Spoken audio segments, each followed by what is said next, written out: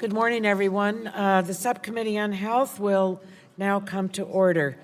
The chair now recognizes herself for 5 minutes for an opening statement. First of all, welcome to all of our witnesses. It's a pleasure and an honor to have you here with us today, to everyone that's in the hearing room and to all of my colleagues. This is the first hearing of the Health Subcommittee on drug pricing. Legislative hearing. For too long, the American people have been subjected to the abuse of the patent system by pharmaceutical companies and generic companies entering into agreements and employing tactics that block competition and keep prices high. When brand and generic manufacturers employ these tactics, it's really the American people that lose out by having to pay more for the prescription drugs because there is less competition. We know that when generics come to market, they can drive prices down exponentially for consumers. The United States has the lowest generic drug prices in the world. So where there's competition between brand drugs and multiple generics, it works. The bills we're considering today will inject competition in the system sooner, move drugs to the market more quickly, and lower costs. We're examining the CREATES Act, authored by Representatives Cicilline, Sensenbrenner, Nadler, Collins, Welch, McKinley, and the Fast Generics Act, authored by Representatives Welch, McKinley, and Cicilline, which address barriers to generic development. Both bills take a different approach to address the stalling tactics brand manufacturers use to restrict access to samples of their products. Generic companies rely on samples of the brand product to ensure that the generic is identical to the brand drug so that patients can use the products interchangeably. The second group of bills addresses marketing abuse barriers. The Blocking Act, introduced by Representatives Schrader and Carter, target generics that have been granted exclusivity and then block other products from coming to market. This delaying of their exclusivity periods is referred to as parking, and I believe Secretary Azar yesterday referred to it as squatting. When a company delays the start of the exclusivity period of a product, it not only delays other generics from coming to market, it also delays lower prices reaching patients sooner. During our hearing on the fiscal year 2020 budget yesterday, Secretary Azar explained that this parking behavior leads to an average delay of 12 months for a generic to come to market. The Protecting Consumer Access to Generic Drugs Act, introduced by Representative Rush, and the Fair Generic Drugs Act, introduced by Representative Barragan, target pay-for-delay agreements. This is brand manufacturers paying generic companies to delay entering the market with generic versions of the drug. Remember that saying? It takes two to tango, and they have tangoed. Both are wrong. The Protecting Consumer Access to Generic Drugs Act prohibits these pay-for-delay agreements outright, while the Fair Generics Act sets up a different legal framework that discourages brand manufacturers and generic companies from entering into these agreements.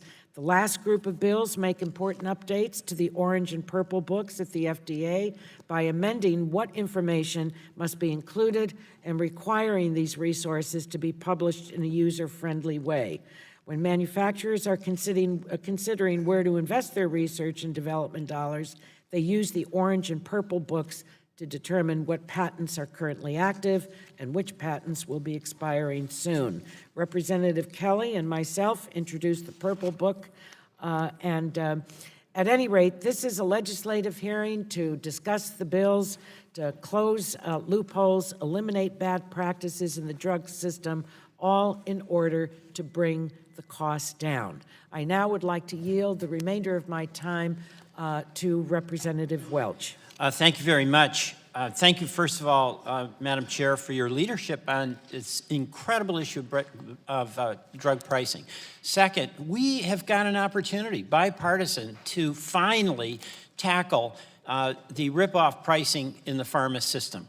And yesterday, we had Secretary Azar here, who said that the administration supports efforts to end pay-for-delay, to have faster the CREATES Act passed to help us, to ban product hopping, to crack down on the citizen petition abuses. So we have an opportunity, bipartisan, to address something that has been an enormous burden on the American consumer and the American taxpayer. And thank you for your leadership, and I look forward to working with you and our ranking member to make progress. Thank you. I thank the gentleman. I now have the pleasure of recognizing the ranking member of the subcommittee, Dr. Burgess, for 5 minutes for his opening statement. Just prior to doing that, if I could ask for be recognized for unanimous consent request for Representative Duncan to be able to participate in today's hearing. So ordered. And also, if he's yielded time to make an opening statement, enter a written opening statement in the record, question witnesses during the hearing, and submit additional questions for the record at the end of the hearing. So ordered. So thank you. We are having a hearing that will touch upon the important topic of drug pricing. And I will admit to being frustrated that we're not considering perhaps some additional policies. As the chairman of this subcommittee in December of 2017, I held a drug supply chain hearing with a total of 10 witnesses. The number of witnesses pushed the limits of how many individuals we could actually fit at one table. And I do recall getting some criticism from the then ranking member of the full committee, but I thought it was critical that we have someone present or someone to represent each level of the drug supply chain. Now, as evidenced at that hearing, there are a number of conflicting opinions held by the entities along the supply chain, but that does not mean that we should not listen to them. It is likely that legislation to address drug pricing will ruffle some feathers, and that is okay. However, it is not acceptable to intentionally legislate within a black box. A few of the bills before us today are bipartisan and have been previously introduced, and there are numerous new pieces of legislation. The text of the bills was not shared with the Republicans until last Monday. And that, of course, does not comport with the 2-week rule that has been considered sacred for years. Not a Republican rule. This was a rule that both Chairman Waxman and Chairman Dingell held in high regard. I will reiterate what I said last week. Bipartisanship is asking for my input, not just my vote. There are some of these bills that we might have been able to work and collaborate, and we may still be able to collaborate going forward, but giving a member less than 24 hours to sign on to a piece of legislation they've never seen is discourteous, especially when we have said at each step along the way in this Congress that we're willing to work in a bipartisan fashion. But if we don't have a seat at the table during the drafting process, you can expect it to take longer as we do our due diligence in vetting the policies.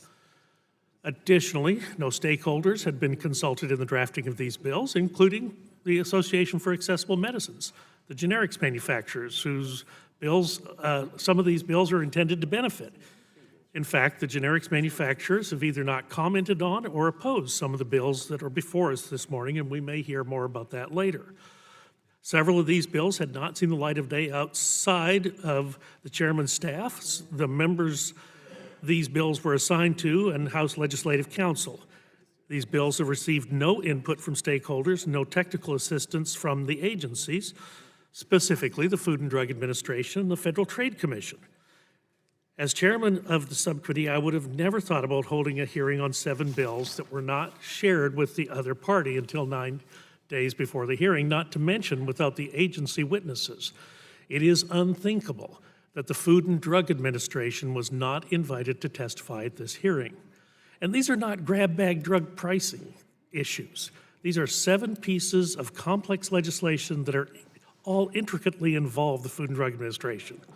And not only was the Food and Drug Administration not invited to present us with their thoughts about these bills, but the Food and Drug Administration was not consulted for technical assistance on any of these bills prior to this hearing. I learned that the staff spoke with the Food and Drug Administration about these bills for the first time yesterday, and the agency had more questions than answers. As the agency that would be largely tasked with implementing these bills, should they be signed into law, it is troubling that agency witnesses were not considered. Ideally, the Republicans could have called the FDA as our Republican witness, but we didn't get the notice for the hearing in time to allow us to do so. As you recall, it does take some time to get testimony cleared through Office of Management of the Budget. But I do want to thank the witnesses who are here today, and I want to thank them for agreeing to testify before us this morning. This is a complex problem, and as someone I think previously has said, there is no one single solution.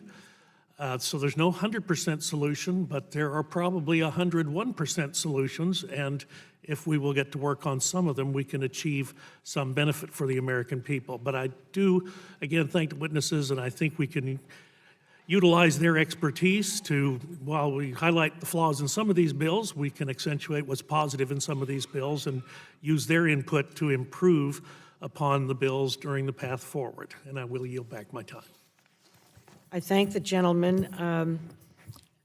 I'd just like to say a few things about a few remarks. First of all, the sky is really not caving in. Half of the bills being considered have been introduced in previous Congresses. They're not brand new, and multiple are bipartisan. We shared language with the minority on March 4th. We included the minority in all witness calls. We're open to having conversations on language. This is a legislative hearing. It is the first step, and to have the FDA agencies don't come to legislative hearings to comment on the legislation. So this is an important. I believe that this subcommittee is the first to be taking up with a legislative hearing 7 bills on drug pricing, and I don't believe any other committee in the House has done that, nor has it occurred in the Senate as yet. So on we go. Now I'd like to call on recognize the chairman of the full committee for his opening statement, 5 minutes. Mr. Pallone. Thank you, Madam Chair. And let me also add, from a process point of view, you know, the Energy and Commerce Committee is one of the few, maybe the only one, that has complete regular order, meaning that, you know, we have hearings in the subcommittee, we have markups in the subcommittee, we then have a markup in the full committee. And this has been done on a bipartisan basis. So I just want to remind everyone that when you talk about process, you know, we really follow regular order. And I'm not trying to disapprove of other committees, but there's very few committees that actually do that entire process. But in any case, today the committee begins the process of fulfilling our commitment to provide some much-needed relief to Americans struggling to pay for skyrocketing prescription drugs. I'm pleased that we'll be examining policies that will help to bring the high cost of prescription drugs down. The American people have justifiably been demanding congressional action to make prescription drugs more affordable, and who can blame them? Prices are so high that recent data shows that nearly a quarter of Americans didn't fill a prescription in the past year due to the high cost. 19% say they skipped a dose or cut pills in half because they wanted to make them last longer. These are choices Americans simply should not have to make. It's unacceptable and could in fact lead to greater illness and higher medical costs down the road. And it's time for Congress to help make prescription drugs more affordable. One way to achieve this goal is to facilitate greater competition from generic and biosimilar manufacturers. And I believe reducing barriers to generic drugs and increasing competition in the pharmaceutical market will benefit American families who are struggling to afford their medications. And let me stress that competition. You know, a lot of times Congress is accused of, you know, trying to do things that are not competitive. This is clearly the opposite. This is competition. This is market-driven. This is capitalism. That's what we're about here. Generic drugs play a critical role in increasing access and reducing costs in our healthcare system. In 2017, the entry of generic drugs to the market saved patients and the public $265 billion, including over $82 billion for Medicare alone, and that's more than $1,900 per enrollee. These numbers alone demonstrate the substantial cost savings for consumers when we ensure generic products can come to market as soon as possible. The proposals before us today will close loopholes that some drug companies are exploiting to game the system, unfairly raise drug prices, and take advantage of American families. And more specifically, the bills address three key barriers for generics: patent listing, drug development and market entry, and market barriers. Two of the bills we'll be discussing, the Orange Book Transparency Act of 2019, introduced by Representative Kelly, and the Purple Book Continuity Act of 2019, introduced by Chairwoman Eshoo, would help to increase accuracy and transparency of the two databases that guide development decisions for generic and biosimilar manufacturers. These bills would help generics overcome the barrier of patent listing. Two other bills, the CREATES Act and the Fast Generics Act, led here on the committee by Representatives Welch and McKinley, would help address the barrier of drug development and market entry. Today, the use of restricted distribution systems, including REMS by certain manufacturers, delays access to samples of branded drug products for development purposes. It also impedes market entry through delays in negotiations on single shared system REMS, and this important legislation would eliminate these barriers. And finally, we're considering three policies focused on market barriers. Again, market, I stress market. The Blocking Act, introduced by Representatives Schrader and Carter, would address delays that occur when first-time generics are unable to be approved. This blocks the approval of other generics. The Protecting Consumer Access to Generic Drugs Act of 2019, introduced by Representative Rush, would discourage the use of pay-for-delay agreements that result in generics delaying development or market entry. And finally, the Fair Generics Act, introduced by Representative Barragan, would strengthen incentives for generic-first applicants to enter the market on the earliest possible date and disincentive patent settlement agreements that delay generic entry. These are all common-sense solutions that will remove unnecessary barriers to competition. And again, I stress competition. These bills are a strong first step in making prescription drugs more affordable and providing real relief to hardworking Americans that are being price gouged at the pharmacy counter. Now, I know there's some people that think that, generics aren't a major factor in bringing drug prices down. I totally disagree. My predecessors, Congressman Dingell, Congressman Waxman, very much believed that generics will lower prices and that generic competition is important. And I strongly believe that as well, and that's why we want to bring back the generics as even more a factor in bringing drug prices down, because we believe very strongly in that. So thank you, Madam Chair. This is a very important hearing. We thank the chairman, and now it's a pleasure to recognize the ranking member of the full committee, Mr. Walden. Well, good morning, Madam Chair, and thanks for having this hearing. And I appreciate the comments of the full committee chair regarding how this committee works with hearings, and then subcommittee hearings on legislation, and then, of course, full committee markups. And I think that has been a hallmark of this committee, and I'm glad to hear it'll be that way going forward. I wasn't going to say this, but given all the other discussion, it is important to note that the majority added a witness to this panel that we didn't find out about until after 5 o'clock on Friday. And so, Mr. Davis, we thank you for joining us, because we reached out to you after that, because then we were given an opportunity, and it was sort of short notice, I know, but we appreciate your being here today. Last Congress, as chairman of this committee, it was a priority of mine to make sure that patients could get streamlined access to more affordable prescription drugs. Working together in a bipartisan manner, the committee advanced the Food and Drug Administration Reauthorization Act, FDRA, to the full House by unanimous vote, I might add, 54-0. The bill then went on to pass the House, and by voice vote, the Senate, before being signed into law. This law helps incentivize the entrance of competitive generic drugs. I agree with the chairman, generics really matter, where there was a lack of competition in the marketplace, resulting in an ability to decrease costs to consumers. And as a result, we've already seen generic drugs come to the market through these new pathways, and prices begin to drop for consumers on a variety of medications. So I think the good work of the Energy Commerce Committee, again, showing through. In fact, according to the FDA, roughly 1,275 approvals and approximately 320 tentative approvals for generic drugs have occurred since passage of this law. This includes the approval of the first ever generic EpiPen. We know what was involved around that. Even more, 5 competitive generic therapies approvals have taken place thanks to the new pathway granted to the FDA by this committee. And I would also say the work the committee did on the 21st Century Cures as we heard yesterday from Secretary Azar, also allowed for more drugs to come to market sooner and more competition. So I thank the former chairman, Mr. Upton, for his leadership, and Ms. Deguette as well. The bipartisan law has lowered the cost of important medications and devices. It's sped up how medical innovations come to fruition, and this is a win for consumers. The real results are a bipartisan cooperative approach, and we didn't stop there. We then turned our attention to the complete drug supply chain. We put together, arguably, I think, one of the best bipartisan member briefings as my tenure as chairman. For that briefing, we brought in an academic expert in drug pricing to better educate members of the committee on the multifaceted problem and creative solutions to drive down the cost of prescription drugs. Following that, we brought in 10 witnesses into a bipartisan hearing in this very room where we dug into all aspects of the entire drug supply chain.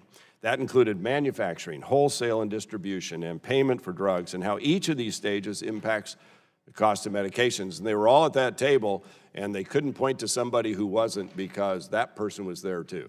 And it really helped in our discussion. Last Congress, our committee made real progress in getting lower-cost generics to market, incentivizing and adding competition where it previously did not exist, examining the drug supply chain, all because we worked together toward a common goal. Regrettably, while Republicans share the goal of today's hearing, and we do, and some of these bills have bipartisan co-sponsorship, and we do want to lower the cost of prescription drugs, we wish it were more inclusive. Today, we're considering 7 bills. Only 3 have Republican co-sponsors. That's largely because we didn't get a list of these bills until just 8 days ago. And then we were given just 24 hours to help identify potential Republican co-sponsors. And by my count, this subcommittee's reviewed 14 bills this Congress, just 4 have Republican co-authors. And I know we can do better than that. Equally concerning, the bills we're examining today each represent complex modifications of the Food, Drug, and Cosmetics Act, and the FDA is not serving as a witness. And I think we would benefit by their input. And certainly Dr. Gottlieb, who's leaving the FDA, was a terrific participant before this committee. So I hope we will hear from the FDA along the process before the markup. Legislative hearing is the only public opportunity, though, to hear from experts on the policies being advanced, and will not have the agency responsible for implementing such technical policies present.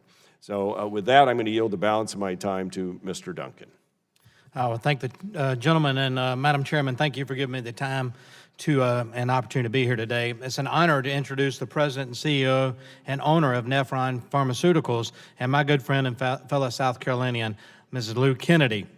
Nephron Pharmaceuticals moved their headquarters to South Carolina in 2017 and employs over 600 people locally, all with a variety of skill sets. It's important to note that Lou is strongly supportive of our local veterans, all with a variety of skill sets. It's important to note, Nephron hires a significant number of veterans as they're already primed to follow a chain of command in the work environment. Lou is supportive of the University of South Carolina, where Nephron recently established the Kennedy Pharmaceutical. I'm sorry, your time has expired. And we're glad that you're joining us today. Once again, welcome to all of the witnesses. We have a very full table, and we're anxious to receive your testimony, and thank you for your written testimony. I want to remind members that pursuant to committee rules, all members' written opening statements shall be made part of the record. So we'll start with Ms. Lou Kennedy, the CEO and owner of Nephron Pharmaceuticals. Welcome to you, and make sure the mic is on. Thank you. You have 5 minutes, and you know the lighting system, correct? Yes, 5 minutes, red button talk, go.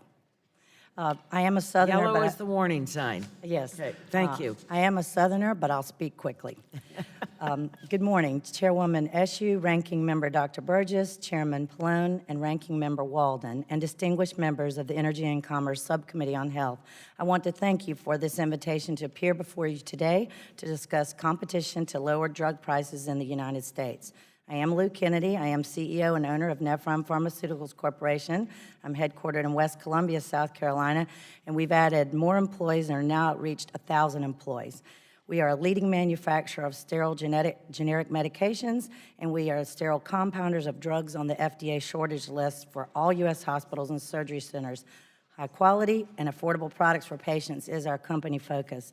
Nephron believes drug patents should be controlled by a patent approval system that reasonably rewards innovation, but also incentivizes appropriate patent challenges, particularly for Orange Book listed patents. A fair playing field would ensure erroneously granted patents are not used to prevent generic competition and maintain monopoly drug prices to the detriment of American consumers.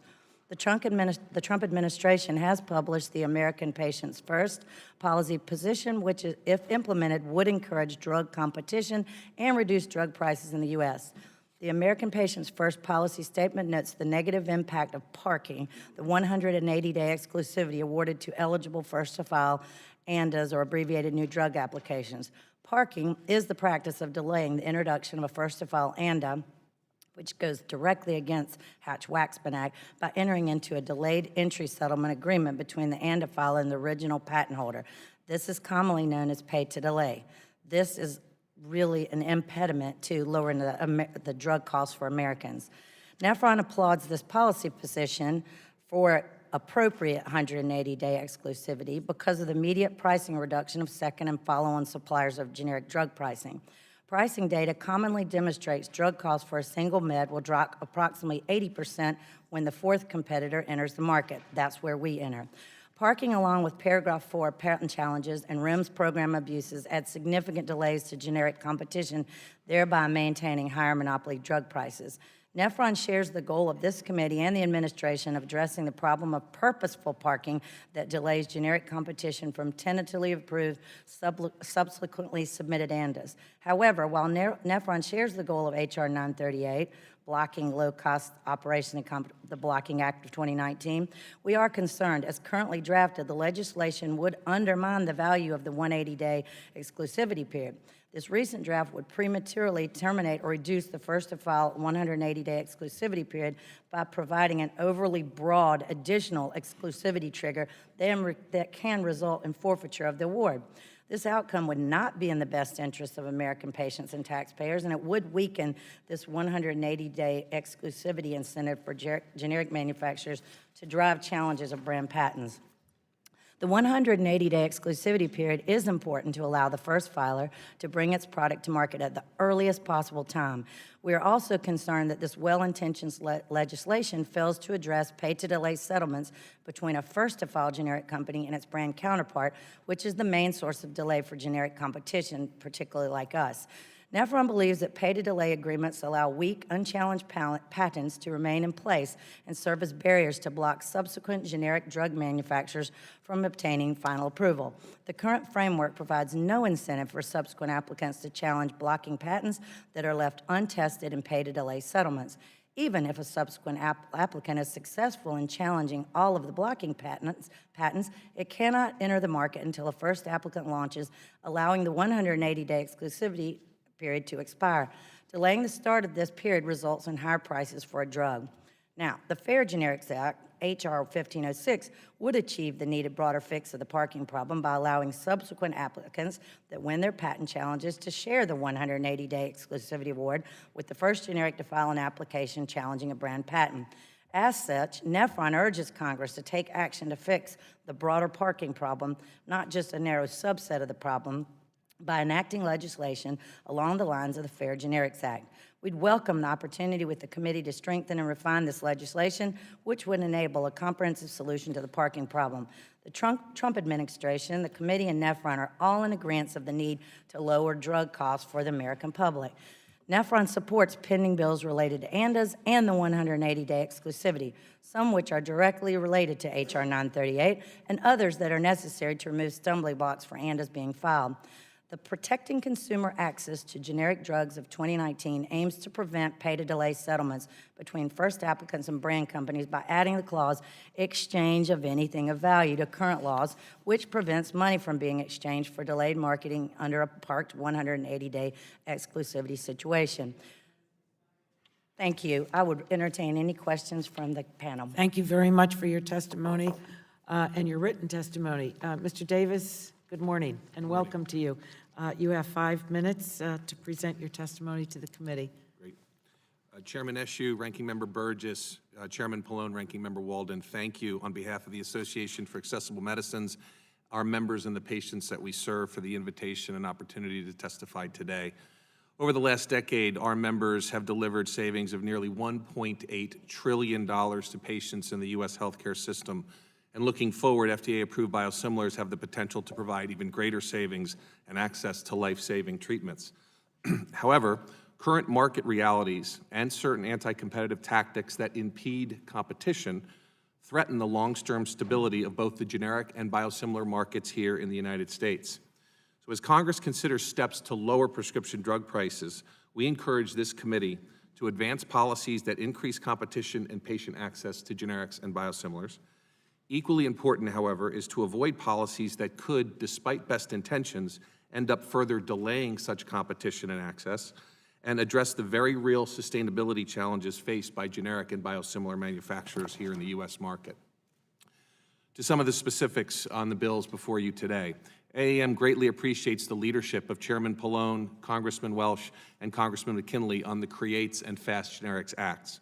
With the support of more than now 90 organizations, these strongly bipartisan market-based solutions will stop anti-competitive abuses of FDA safety programs and reduce spending on prescription drugs by over $13 billion annually. AAM strongly supports the Creates and Fast Generics Acts and encourages Congress to pass them into law immediately. AAM and our members value innovation and intellectual property and the benefits that they provide to patients in the U.S. healthcare system.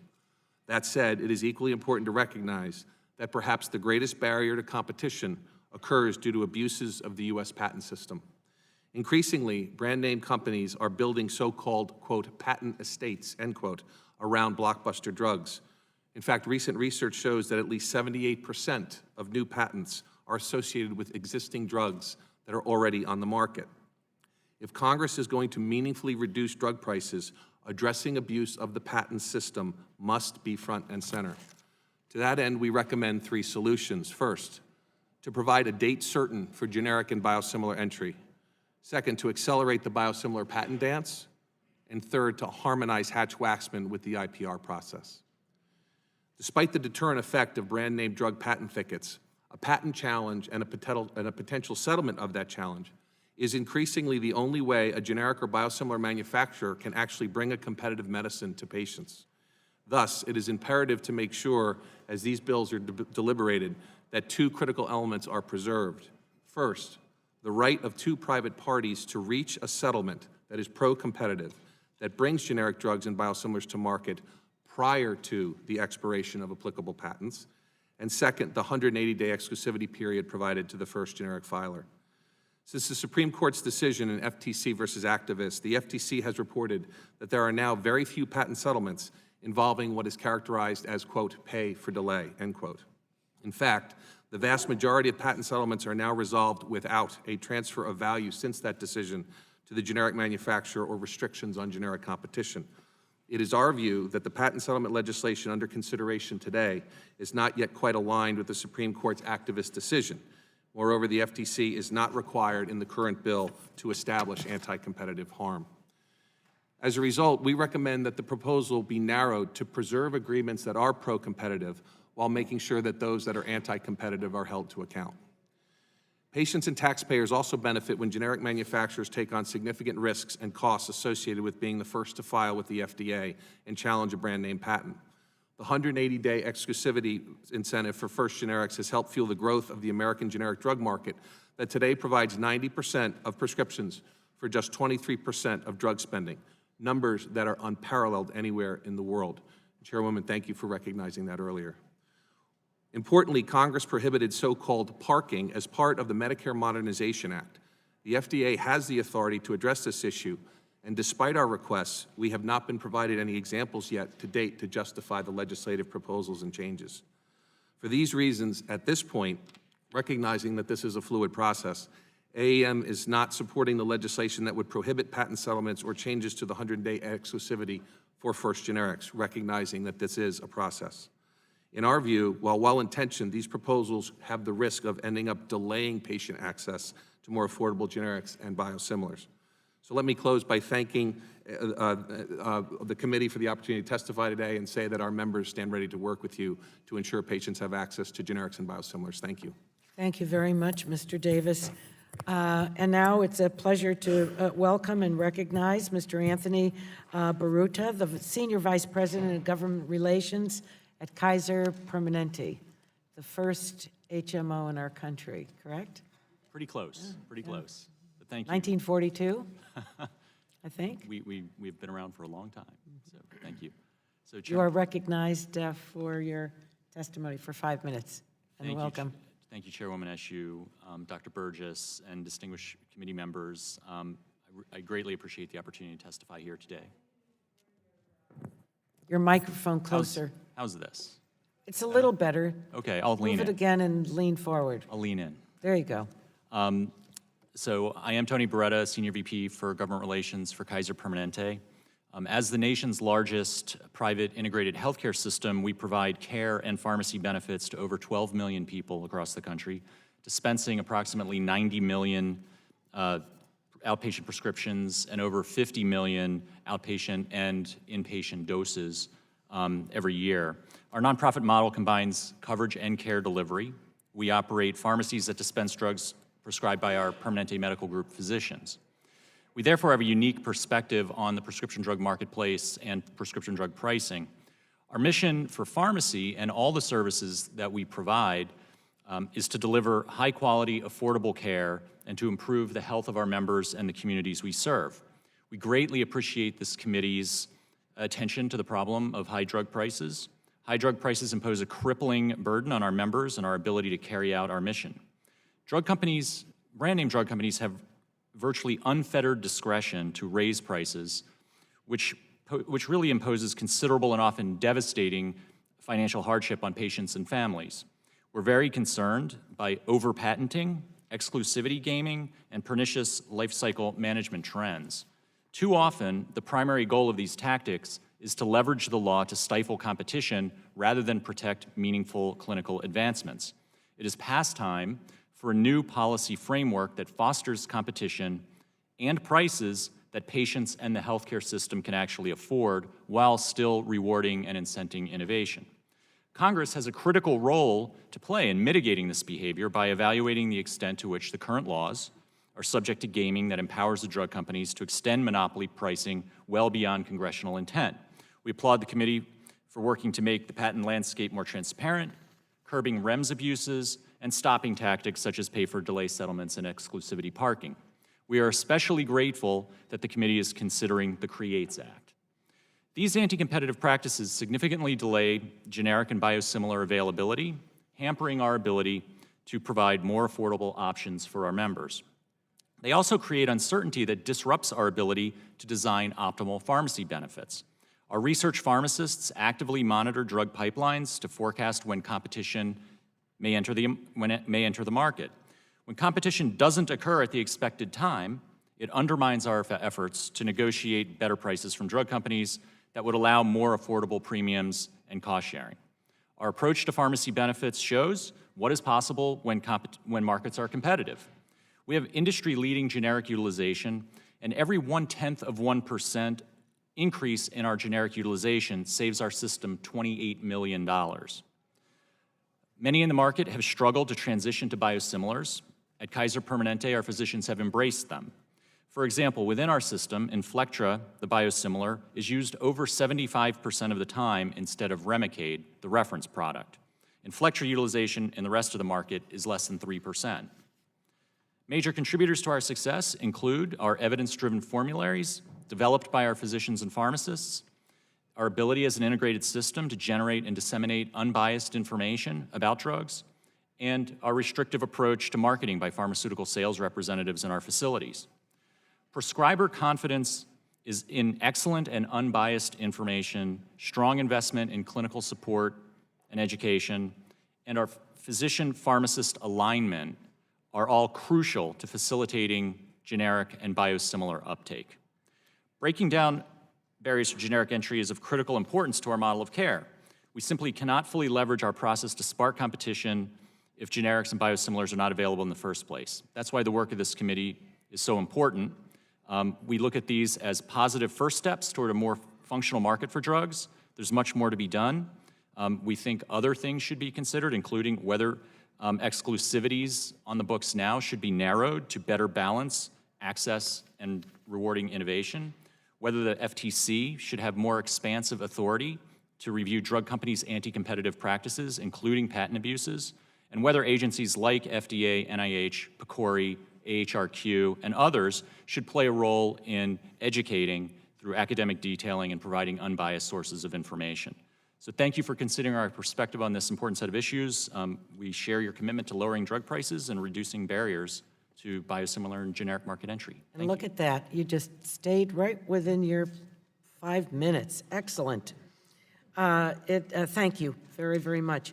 I now would like to recognize Mr. Booton, the Chief Executive Officer of the National Health Council. Welcome, and you have 5 minutes for your oral testimony.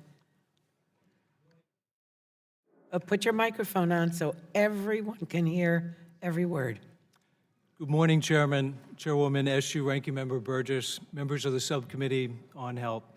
Bad actors have gamed the system, driving up costs for patients, and only Congress can fix it.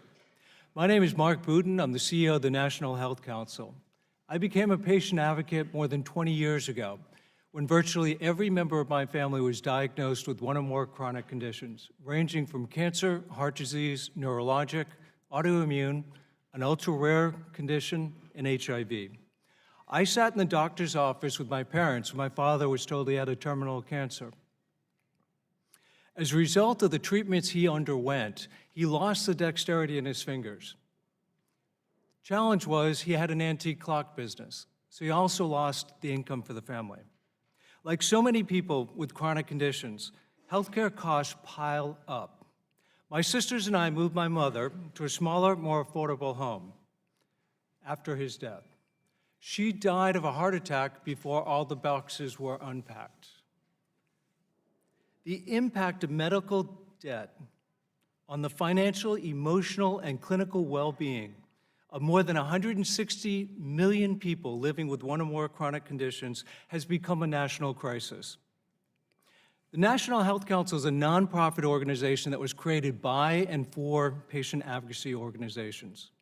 While the patient groups control our governance and our policymaking process, we welcome all stakeholders into membership. We have the biopharmaceutical companies, the device diagnostic, generics, payer, provider, researcher, and family caregiving communities all represented in membership.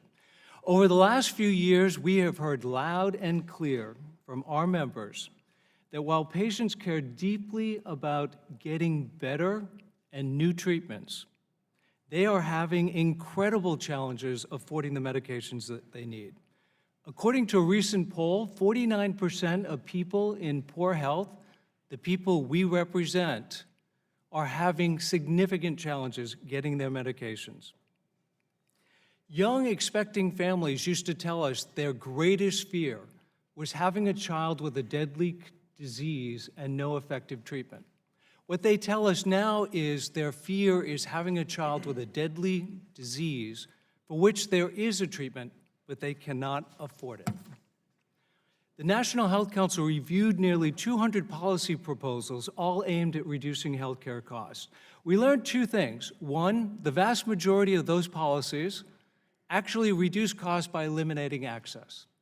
And for the remaining policies, there was virtually no data to show that they would actually drive down costs, with one major exception, and that is increased competition, especially among generics.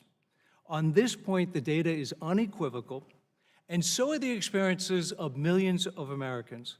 Mackenzie is a 32-year-old running her own business in North Carolina.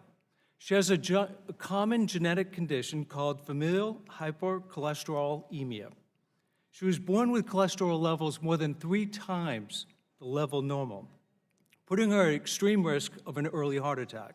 Adding Zetia, a brand product, to her statin regimen had the potential to greatly improve her cholesterol level. But the cost was an additional $60 a month on top of all her other medical expenses. A huge burden for a young professional just starting off in her own business. When the medicine went generic, her cost dropped to $5 a month. We in the patient community keenly understand the need for intellectual property and exclusivities to drive innovation. But when bad actors abuse the current system to delay access to generics and biosimilars, people with chronic conditions and their family caregivers suffer. Congress needs to address this. While some patent settlements can bring generics to market quicker, far too many delay entry and line the pockets of investors at the expense of patients. Similarly, without REMS, many people would not have access to medications to improve how they feel, function, and survive. When bad actors use REMS to block generics and biosimilars to markets, we have a serious problem. We recognize this is a complex issue, but I want to tell you, this is a great first step. On behalf of Mackenzie, my family, more than 160 million people with chronic conditions and their family caregivers, thank you. Thank you, Mr. Booton. Powerful testimony. Now, I'd like to recognize Mr. Karst. He's the director at Hyman, Phelps, and McNamara. Welcome to you, and you have 5 minutes for your oral testimony. Thank you. Good morning, Chairwoman Eshoo, Ranking Member Burgess, and distinguished members of the Subcommittee on Health. My name is Kurt Karst. I'm a director at the law firm of Hyman, Phelps, and McNamara, where I specialize in food and drug law, and in particular the Hatch-Waxman amendments, and I say that as I look up at Chairman Waxman's portrait, and the Biosimilars Act. I'm a co-author of the legal treatise, Generic and Innovator Drugs, A Guide to FDA Approval Requirements, and a co-founder of the popular FDA law blog. I'm honored to participate in today's hearing and would like to make clear at the outset that I'm testifying today in my personal capacity and that the views I express are solely my own and not the views of my law firm or any company or client of my firm. The information and perspectives I provide today are based on nearly 20 years of experience helping drug and biologic manufacturers, both on the brand and on the generic side, in helping them obtain approval of life-saving therapies. So first, do no harm. It's a maxim as old as medicine itself, and it's one of the principal precepts of medicine and bioethics. And I believe it applies to the law just as much as it does to medicine. As an attorney who studies and cares deeply for the Hatch-Waxman amendments, I am always concerned about what good or what harm proposals to amend these laws might cause, or if they're needed at all. In my experience, amending and tinkering with the Hatch-Waxman amendments is akin to performing brain surgery. One wrong move can have dire consequences. So it's through this first do no harm lens that I approach the package of bills at issue in today's hearing. Now, we obviously don't have time to get into all the nitty-gritty for each of the bills. I'll place them into 3 buckets. First, those addressing drug and biologic product information transparency, those involving 180-day exclusivity and patent settlement agreements, and third, those seeking to facilitate generic manufacturers' access to brand name products. In the first bucket, we have H.R. 1503, the Orange Book Transparency Act, and H.R. 1520, the Purple Book Continuity Act. H.R. 1503 seeks to clean up and, to some extent, modernize the Orange Book, a publication of approved prescription and over-the-counter products, which I brought an example of here today. The Orange Book is really the linchpin of the Hatch-Waxman amendments and the generic drug approval process. Generic drug manufacturers depend on it to list accurate patent and exclusivity information as they consider what generic drugs to develop. H.R. 1503 authorizes FDA to remove from the Orange Book information on patents determined to be invalid, to allow the listing of unspecified additional patent information, and to prohibit the listing of information on drug delivery devices. Broadening or narrowing the scope of information on patents that can be included in the Orange Book could dramatically impact the timing of generic market entry. H.R. 1520 would require FDA to include in the Purple Book, which are 2 lists published by FDA of licensed biological products, certain patent information on brand name reference products, but this information would only be added after the initiation of the patent litigation provisions of the statute, instead of immediately after licensure of a brand name product. While the proposed patent information provisions in the bill are, in my opinion, a good first step to facilitating biosimilar availability, Congress should consider whether a more enhanced patent notice feature should be added to the law. Moving on to the second bucket, we have the Blocking Act, the Fair Generics Act, and then the Protecting Consumer Access to Generic Drugs Act. So 180-day marketing exclusivity for the first generic drug manufacturer that risks patent infringement litigation incentivizes companies to clear the patent thicket, Today, in a highly competitive generic drug market where only a handful of manufacturers may be able to successfully commercialize a drug, exclusivity is the brass ring. Legislative measures that dilute or obscure that prize could jeopardize the generic drug industry, and in fact, the Blocking Act would do just that. It seeks to prevent exclusivity-eligible applicants from parking their exclusivity when alleged deficiencies prevent FDA from granting final ANDA approval when subsequent ANDA applicants otherwise eligible for approval are ready.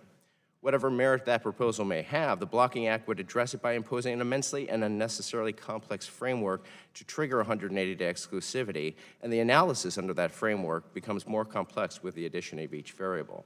As a food and drug lawyer, this proposal will certainly keep me in business for a generation, but few others will benefit from the costly and time-consuming litigation these changes will spur. The generic industry won't. This bill will make 180-day exclusivity eligibility far more unpredictable.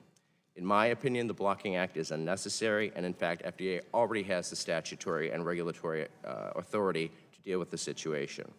Both H.R. 1506 and 1499 address patent settlement agreements peppered with a dash of exclusivity.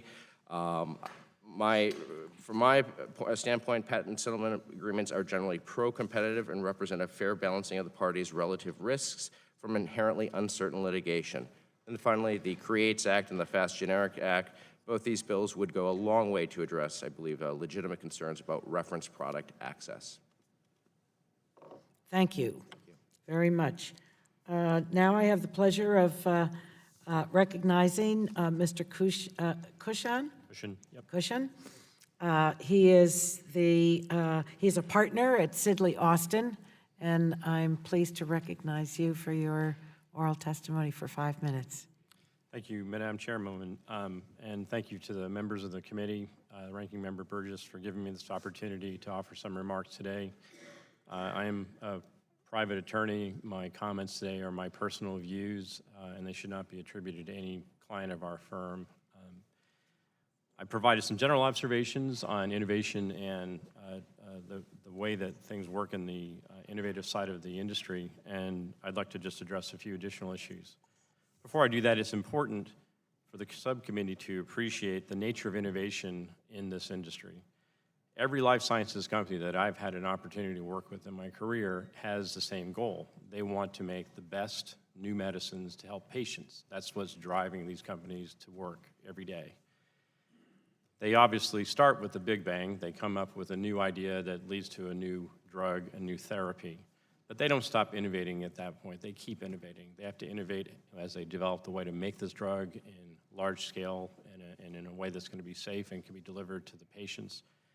They also don't stop innovating when they get FDA approval of their drugs. They keep innovating because they want to make their drugs better. They want to make better manufacturing processes. They want to develop new ways of making the drugs easier to use by patients. And all these things that they're developing are aimed at making better products that improve the lives of the patients. And as you go through that process as an innovator, you look for opportunities to deliver these things to the market. When, at the very beginning of the biotech industry, there were a number of drugs that came out that had to be administered through injections, and you had to go into a hospital or outpatient center. Innovations after approval led to development of pen devices and other ways of getting those products into the patient safely where they could administer them in their home.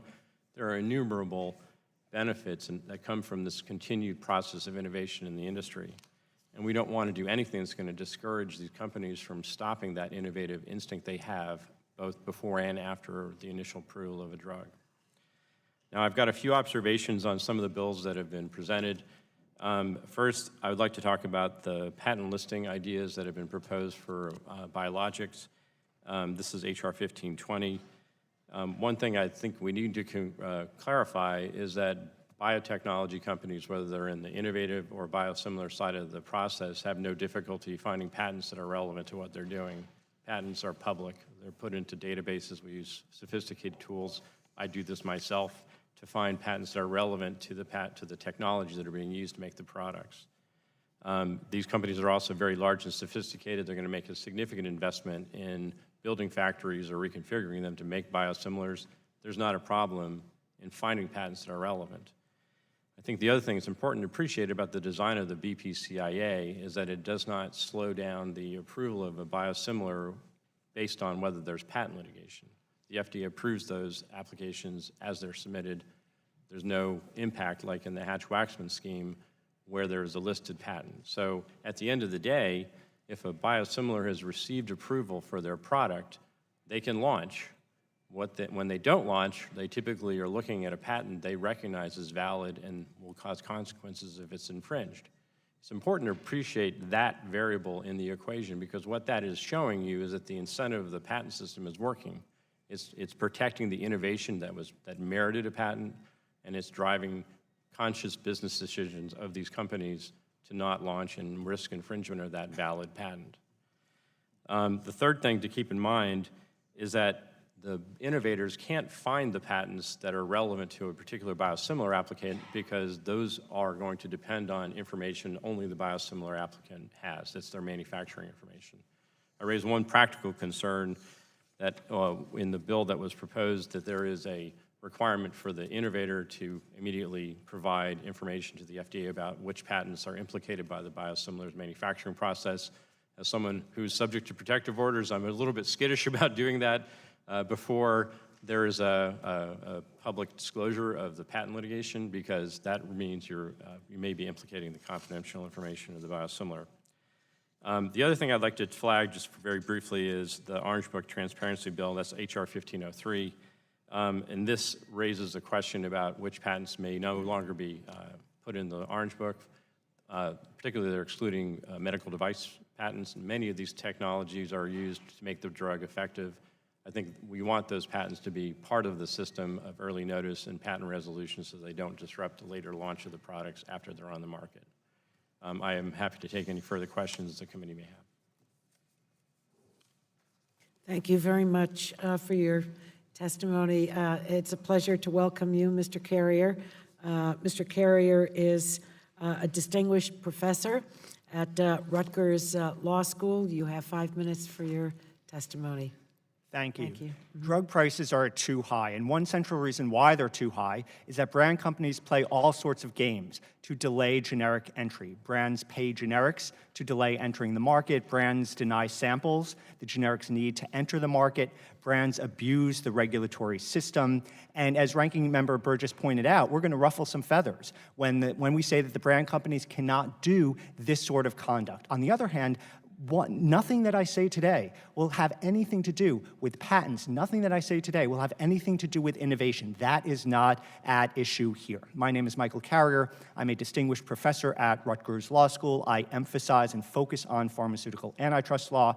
I've written more than 115 articles, including 60 on pharmaceutical antitrust law. I write friend of the court briefs to courts on behalf of hundreds of professors, and I'm frequently cited in the media and the courts.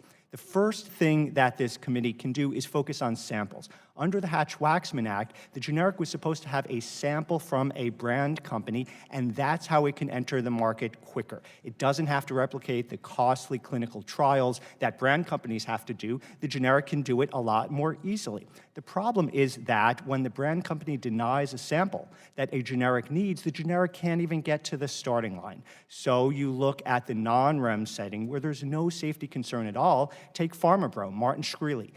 Jacked up the price 5,000%. Everyone focuses on that. No one focuses on the fact that the restricted distribution system is the reason that he could do this. So when he said you can only get it through Walgreens Specialty Pharmacy, and his officials said, oh, we don't give it to generics, that is a problem. The REMS setting is a safety setting, and so the FDA is allowed and is supposed to have restrictions that deal with safety. Brand companies, however, have abused this, and they have said that we're not going to give you this sample, even if you have a letter from the FDA that says that it's safe. We have all sorts of concerns. We don't have a duty to deal.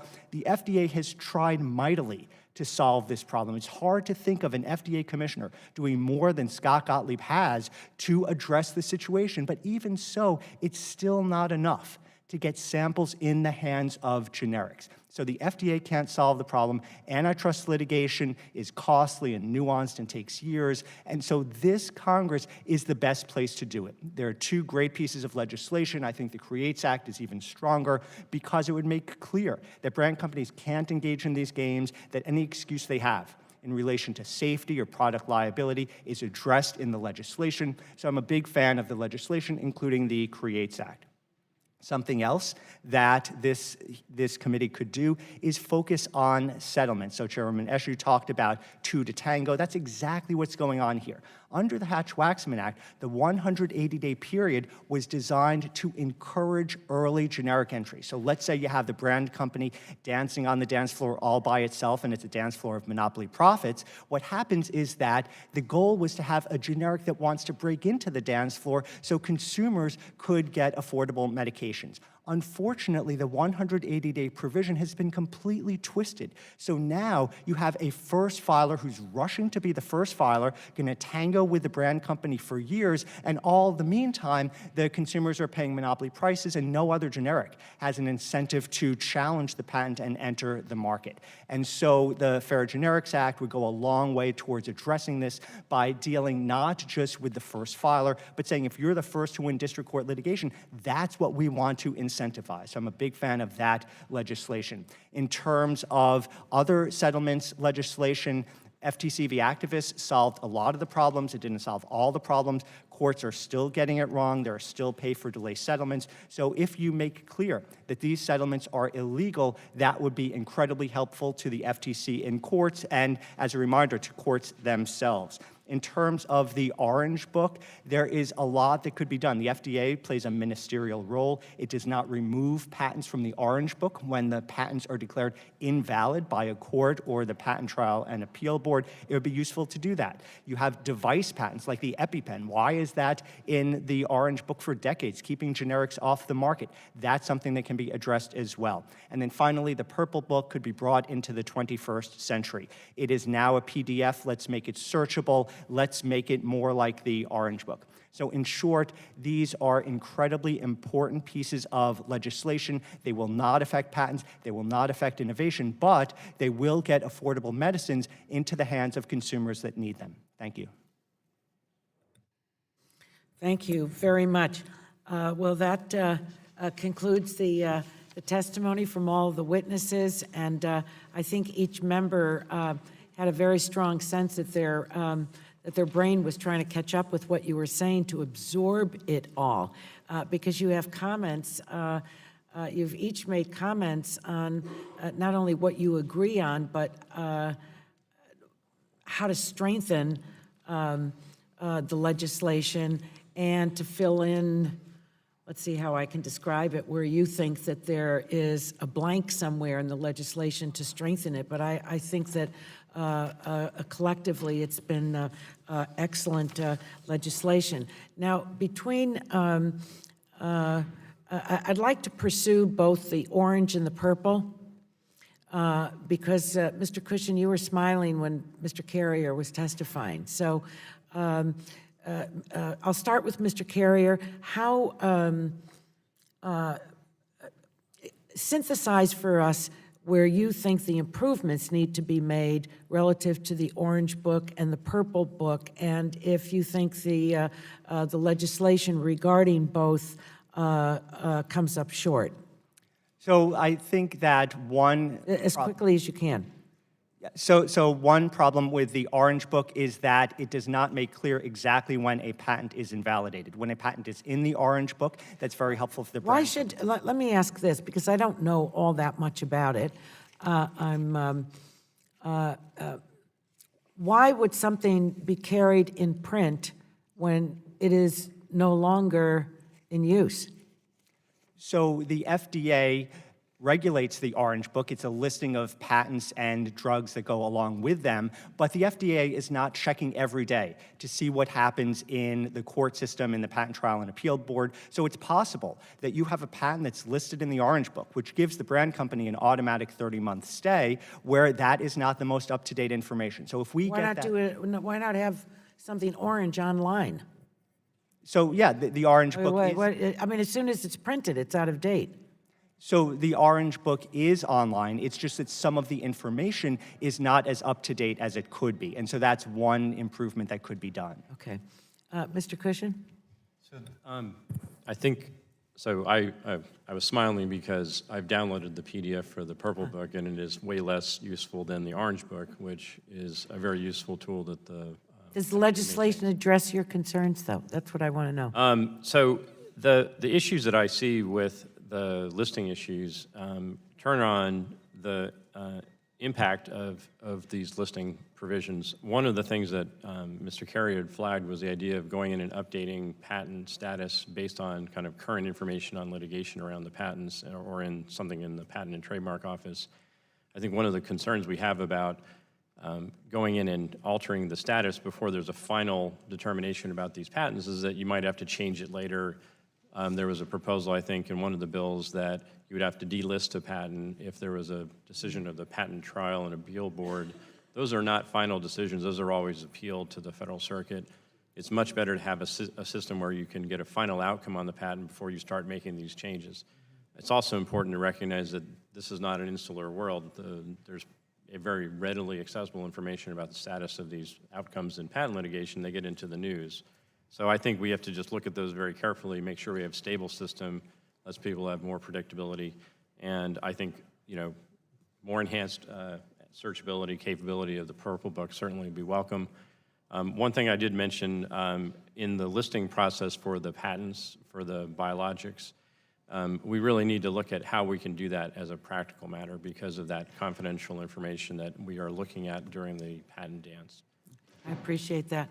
Is there any witness that thinks that of the legislation that we're considering today and that you spoke to, do you all agree that it moves the needle to help consumers? Is there anyone that disagrees with that? Uh-oh, Mr. Cushion, you have a look on your face. No, I apologize. I don't want Okay. to dominate this hearing either. You can tell that I take everything into consideration here. I think you're making a lot of strong moves to help make the system more transparent. That's good. And I appreciate your pointing out how important innovation is.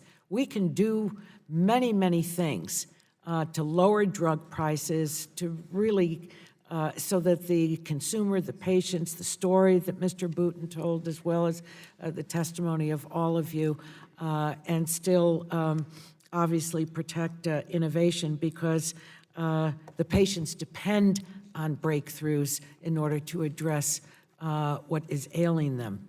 So I think that it's a set of bookends.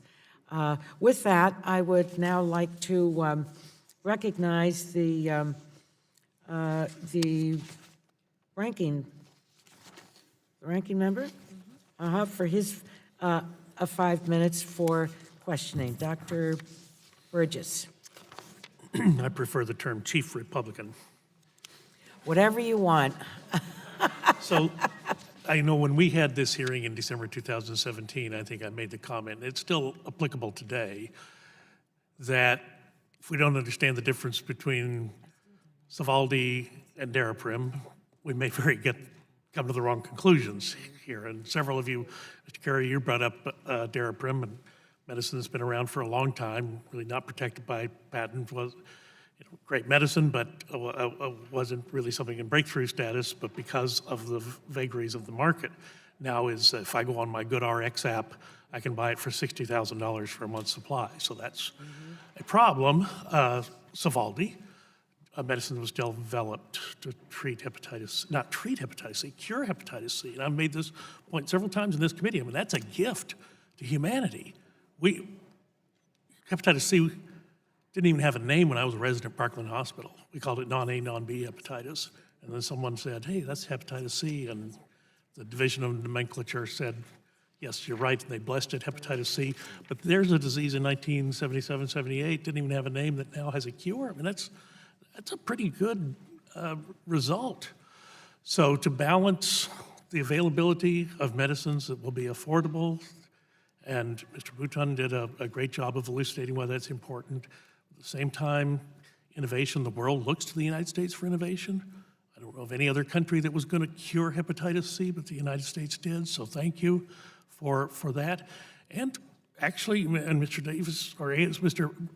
Beretta, you actually made the point in your testimony about the, for Kaiser, the medicines to to cure hepatitis C, and well, actually the cost has come down. I've got your a brief history of drug pricing from 2015, and of course there the concern was 2014, a lot of stuff went up, and I think the thesis was Sovaldi or Harvoni has caused, but now there has been, without a generic actually, but just different formulations, and the price has come down, so competition did work.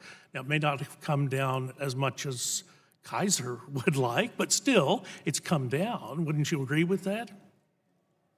I do. I do think, Congressman Burgess, one thing to really recognize here is the system, the way it's currently designed, has a major impact on where manufacturers choose to launch their prices.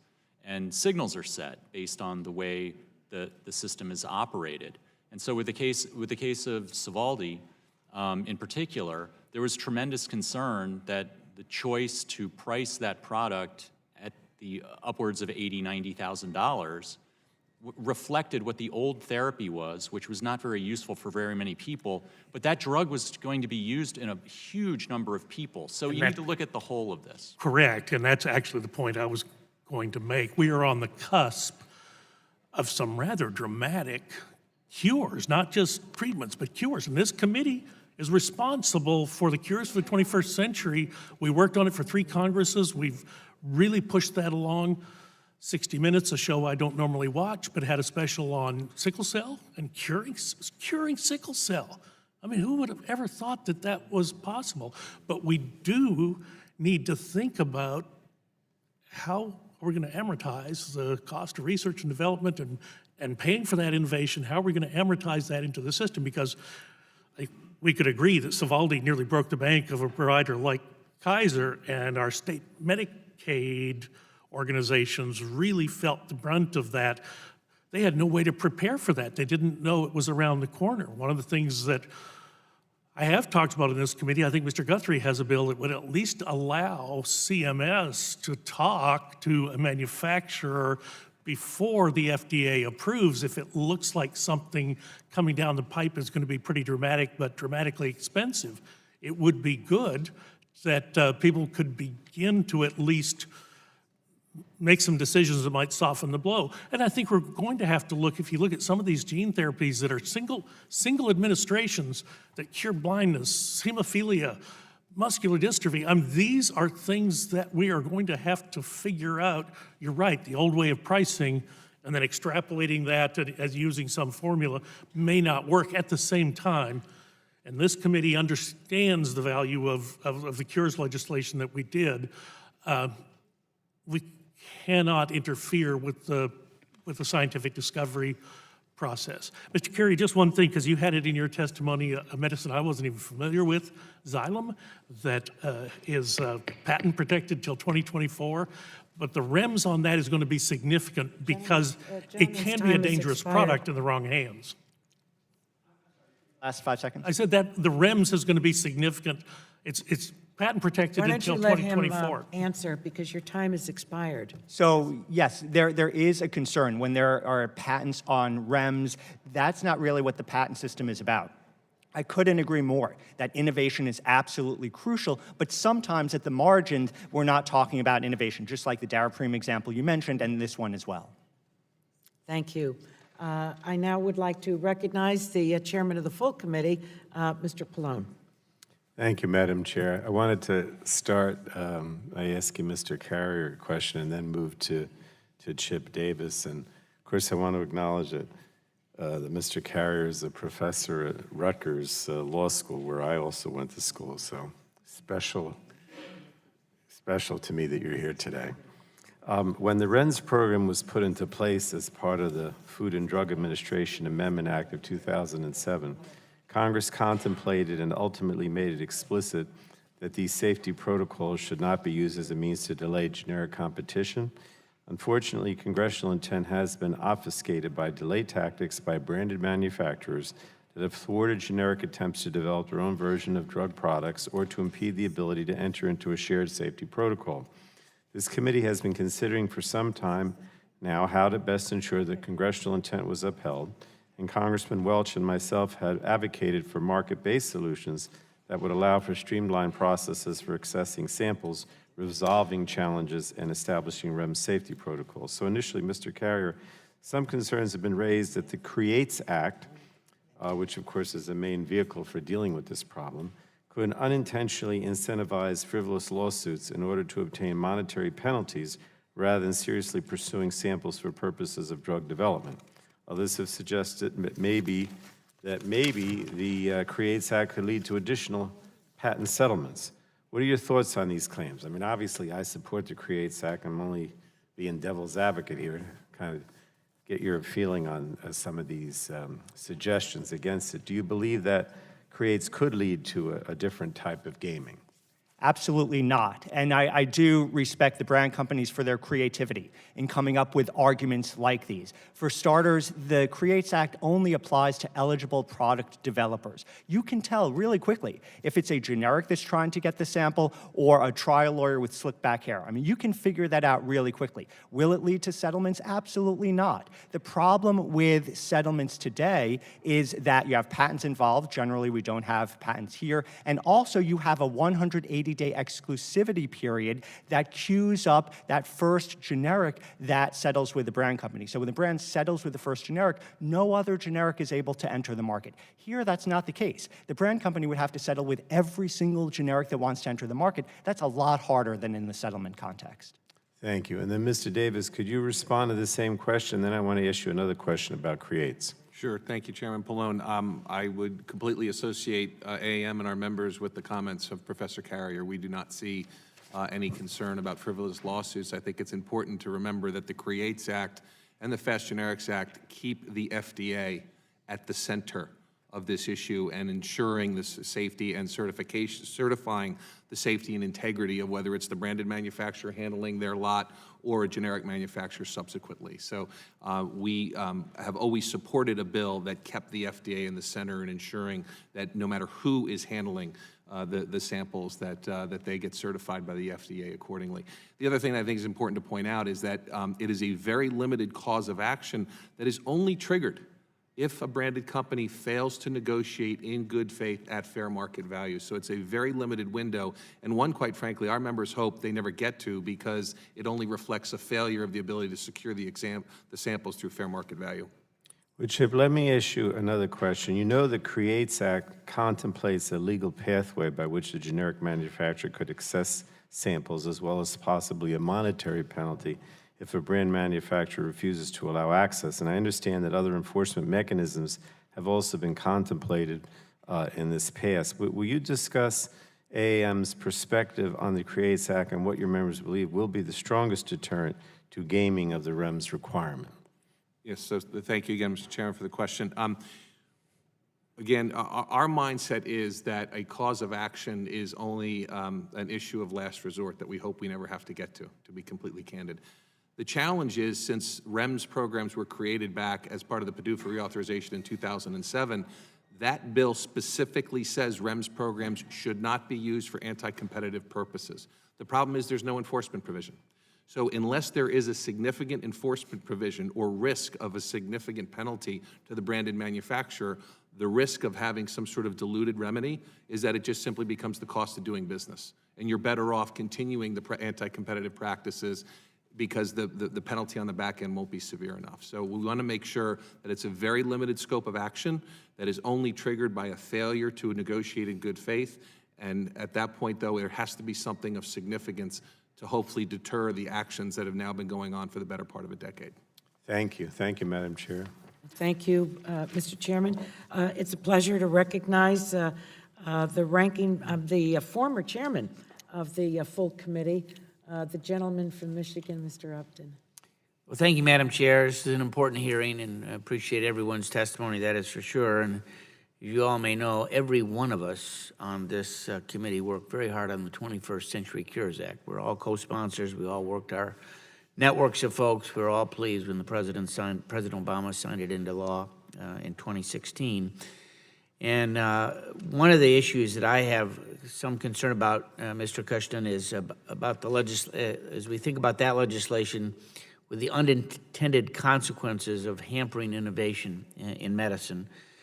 In your testimony, you cautioned against legislation that would undermine the value of patents because the patent system was developed in part to encourage innovators to bring their discoveries into the public rather than keeping it as a trade secret and thus be able to recoup all the value. Can you speak more to that dynamic and how it's facilitating continuing innovation in biologics and biosimilars? Something relatively new? Sure. One of the things I tried to point out in my written testimony was that we're seeing a lot of innovation in the biologics space, both from innovators and from biosimilars, when you have to actually figure out how to make a product and build a plant and re-engineer it to make that product. You make innovations. That's just what's happening in that environment. And that's different than the generic side of things. Correct. In the biologics space, there's a much bigger investment needed to make these products, and what you're seeing with those investments is a lot of ancillary innovation. And I think one of the things that I didn't mention in my oral remarks, but I think I've heard it from a number of other panelists, when you're getting into a setting where you're trying to settle litigation, those entities in the biologics space actually are very sophisticated companies. They are both innovators and biosimilar manufacturers, and there may be settings for those interactions where they're going to cross-license their technology to each other. We don't want to discourage that behavior if you're ultimately benefiting the patients with a pro-competitive settlement. I think what's very important in that process to make sure you don't have punitive sanctions on the value of the IP, voiding them or having them held unenforceable. There are some ideas floating around with patent listing concepts that I think would raise concerns on that front.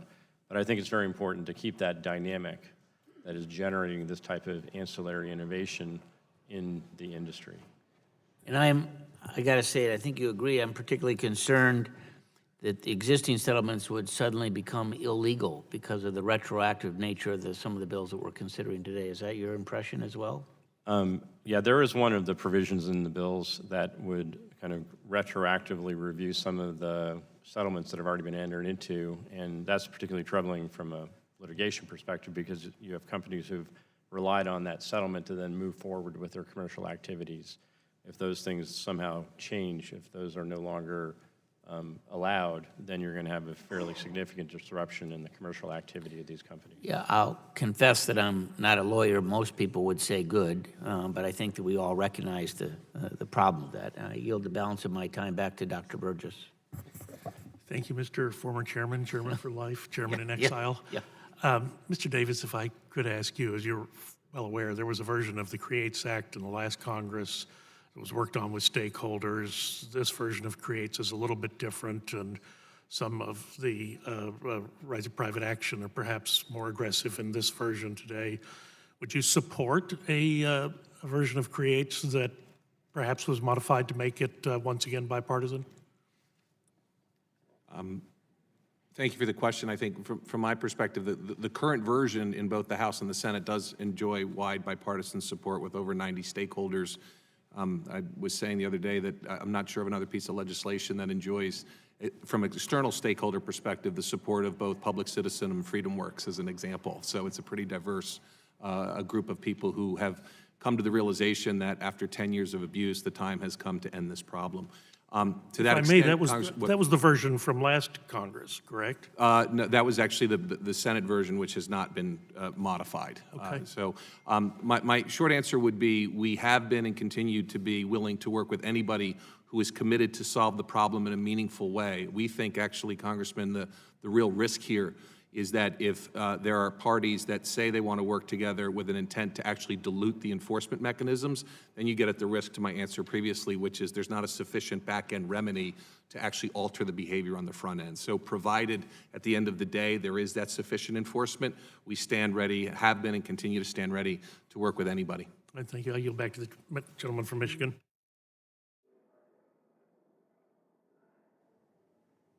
Thank you. I now would like to recognize the gentleman from Oregon, Mr. Schrader, for 5 minutes of testimony. Thank you, Madam Chair. I want to thank you very much for calling the hearing today. Very important hearing. I think we can all agree that bringing generic drugs to market faster brings down costs for all. We should all support efforts to challenge abuses in the system that would delay getting generic drugs into the hands of patients. Getting these drugs to the market and into the hands is where I think we need to focus.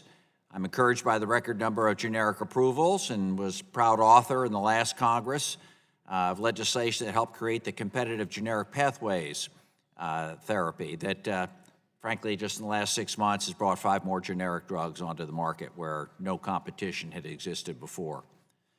I would like to emphasize today that getting drugs into the approved pipeline isn't the same as getting them on the market.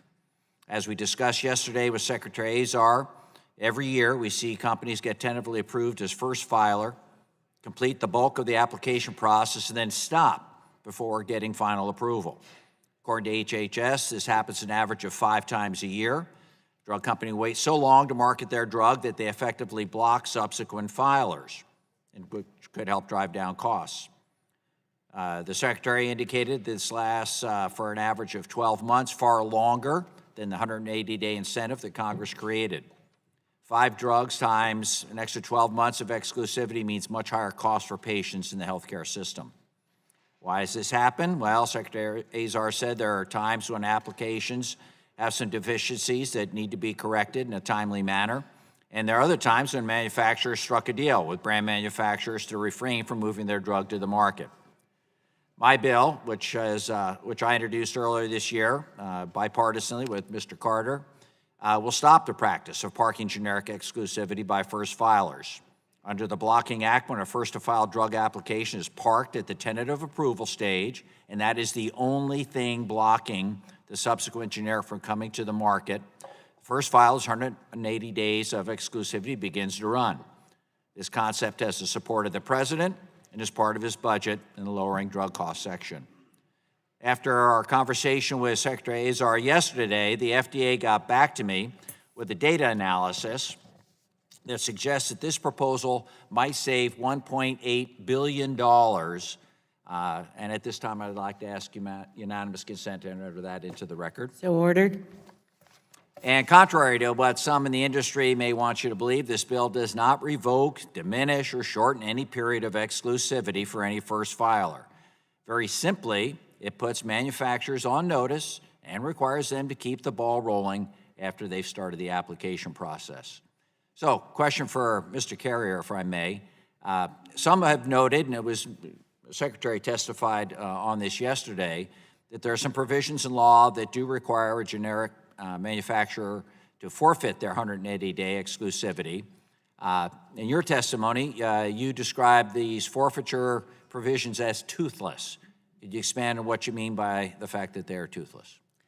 The Medicare amendments of 2003 were designed to solve the problem of a generic not entering the market and forfeiting its exclusivity as a result. The problem is that the provisions were drafted in a way that they only apply upon the later of 2 events, one of which is an appellate court decision, which could take place years down the road. So there have been 4 settlements where the appellate court decision took place 6, 8, 11, and 13 years after the settlement was entered into. And so if forfeiture only kicks in a decade down the road, in my mind, it's toothless. Then the other question is, what incentive is there for a subsequent generic to actually bring one of these challenges if it's not going to get a piece of the 180? And so those are the 2 reasons why I think it's toothless. Well, Secretary Azar agreed with you yesterday, and for the record, I'd like to note that we did have FDA input on this product. We've talked at length with the different manufacturers in the industry, and this is a bipartisan bill supported by the President of the United States. Thank you, Madam Chair, and I appreciate your calling this hearing today. I yield back. Thank you, Mr. Schrader, and thank you for your excellent, thoughtful work. It's a pleasure to recognize the gentleman from Virginia, Mr. Griffith.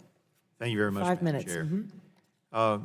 Mr. Cushion and Mr. Karst, in your view, would H.R. 1499, the Protecting Consumer Access to Generic Drugs Act, or H.R. 1506, the Fair Generics Act, make it easier or harder for a generic medicine to come to market? Thank you very much. I actually think it would make it more difficult, and particularly on the Fair Generics Act, which intertwines these concepts of patent settlement agreements and 180-day exclusivity. Listen, I'm in the trenches every day working with generic drug manufacturers, dealing with these immensely complex scenarios on exclusivity and forfeiture, and adding these two together, which are complicated enough themselves separately, I think would slow down things, could lead to further litigation. I don't think they're as pro-competitive as the law currently is, in fact. I generally share Mr. Cart's conclusion on this. On HR 1499, there seems to be kind of an idealized settlement defined, and it doesn't reflect some of the realities that I've seen when innovators are trying to find a way of settling a patent dispute with a generic. They tend to look at more variables that are going to be mutually beneficial, which is natural in any kind of settlement negotiation, that are not going to disrupt the core point of delivering that product onto the market before the patent expires. And so I think we just need to have kind of a broader mindset when we look at these settlement agreements to look at the bottom line. Is it going to get the product on the market as quickly as possible and yield pro-competitive advantages to the market? So without significant amendment, you all do not believe that the patients would benefit from these two bills if they were passed and signed into law, is that correct? Without significant amendment? That's a hard question to answer, but my instinct is that it'll make the negotiations much more complicated and less fruitful of what we're trying to do. I fully agree. I think it'll be a disincentive to, there won't be an incentive to settle, therefore there will be an incentive to carry on litigation, and that's simply going to delay generic drug competition all that much more. Thank you. Mr. Davis, in 2013, the Supreme Court ruled, as you know, in FTC versus activists, that so-called reverse payments from brand drug companies to generic companies with the intention of delaying the entry of a generic or biosimilar pharmaceutical could be deemed anti-competitive. Consequently, according to the Federal Trade Commission, the number of patent settlements involving so-called pay-for-delay agreements between brand companies and generic manufacturers has declined significantly. Can you explain if patent settlements may be useful in some cases and what some of the unintended consequences of eliminating patent settlements may be? Sure, Congressman, thank you for the question. I think it's, let me state up front that what has, in the sort of public debate about patent settlements, the term pay for delay has become almost all-encompassing. To be clear, AM and our members, we do not support pay for delay agreements, full stop. What we do support is the ability of private parties to negotiate in good faith if, in fact, it leads to the acceleration of generics coming to the market. And there have been, and the FTC issued a report post the activist decision in 2013, that the vast majority of agreements that have been reached subsequent to that seminal decision have been ones that have not been found to be anti-competitive. The other thing I would add, Congressman, is I think it's really important when you look within the context of patent settlements that it is, we would submit to this committee, problematic and quite frankly dangerous to disassociate issues around patent settlements without thinking about the larger context and the bigger financial impact of patent abuses. If you will, if patent settlements are the symptom, patent abuses are the disease. Because if we actually don't take on a significant effort to address some of the things about evergreening and patent stacking, then increasingly generic and biosimilar manufacturers are only left downstream with the ability to decide to enter into negotiations to try and get some clarity and certainty on having a date certain in which they can come to the market. So our recommendation to the committee would be to make sure that as you are continuing to review legislation around patent settlements, I think the Humera example is Prima Facie, which is without the ability for those companies to settle in 2023 and 2024 for a drug that was approved in 2002 whose main ingredient patent expired in 2014, the first competition would not be until 2034. And so my concern is that the legislation before you would not address that issue and in fact may incentivize innovator companies to continue to throw as many patents as they can against the product in the late stage life cycle of the product. Thank you very much and yield back.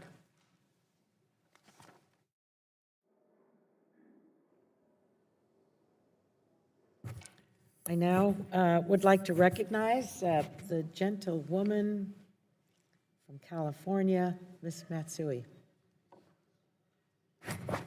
Thank you very much, Madam Chair, and thank you for having this hearing today, and I want to thank all of you for appearing here today.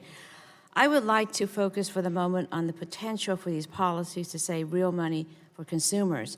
We're here to talk about high drug prices and some of the policy loopholes that allow drug manufacturers to maintain them for prolonged periods. We know that market competition lowers prices for consumers, that costs decrease exponentially when a third product comes on the market and continue to decrease with each additional generic product introduced into the market. These dynamics have incentivized some companies to extend their market monopolies for certain products well beyond the period of reward initially granted to them by the drug approval process. And I'd like to better understand how consumers are being impacted by this behavior and how the policy we're considering here today could make a difference. First of all, Mr. Beretta, could you please describe for us why payers like Kaiser Permanente are concerned about generic drug access and how gaming of the drug approval system prevents such access? In short, how does generic drug utilization impact your members? I'm just thinking of the patient. Thank you, Congresswoman Matsui. The ready availability of generics is really crucial to keeping the cost of prescription drug benefits stable over time. We do know that over time, new drugs come to the market, and if older drugs are not leaving branded status and becoming generically available in an orderly manner, you see spikes in the cost of prescription drug benefits, and we've seen that for several years. That results ultimately in the need for health plans to generally modify the shape of those benefits. This is one of the reasons why we have seen increased deductibles and benefits and things like that. And this is why we are very eager, particularly as we move toward much more expensive biotech drugs in the future, to make sure that we are dealing with this problem up front, because the problem that we've seen over the last 5 or 6 years, where coverage has shrunk some as the cost of drugs has gotten higher and higher, that is a dangerous warning sign for what is to come if there isn't some kind of approach that looks to the future of these drugs. As Congressman Burgess said, million-dollar drugs for various therapies start coming to market. There needs to be a more rational way to do this. Ms. Beretta, the solutions the committee is considering today, which would have the most direct, immediate impact on high drug prices? Does Kaiser Permanente prioritize passage of any of these policies? I think it would be great to move creates as soon as possible and get that on the market. I think that can help a lot. And that would be it? You wouldn't prioritize the rest of them at all? I think it's really important that the committee is looking at all of this. I think the testimony we've heard today has demonstrated there are careful consideration needs to be taken on all of these. I think they are all very well intentioned to do the right thing, and it's a complicated process, as we've heard from some of the experts who actually practice in this field. Creates for us is just very clear and should move forward. Well then, as we move forward to consider additional action on drug pricing, are there other policies that we should consider in the future? I do think that it would make sense to look more broadly around this. Some of this may not be within the jurisdiction of the committee, but one of the I didn't mean to imply anything, Congressman. I'm sorry. But I do think there are some obvious targets. I think the way Part B drugs are reimbursed in Medicare is driving higher and higher prices. And B. Part B. I think that that's an area that needs to be looked at. Reimbursement policy could be changed, to stop incenting the use of much more expensive drugs when less expensive drugs are available.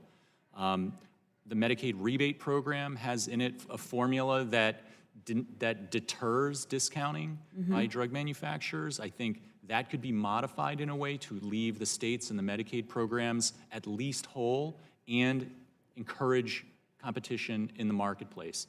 And then the last one, and we've talked a little bit about this, is I do think we have an excellent agency that's focused on competition and markets and protecting competition.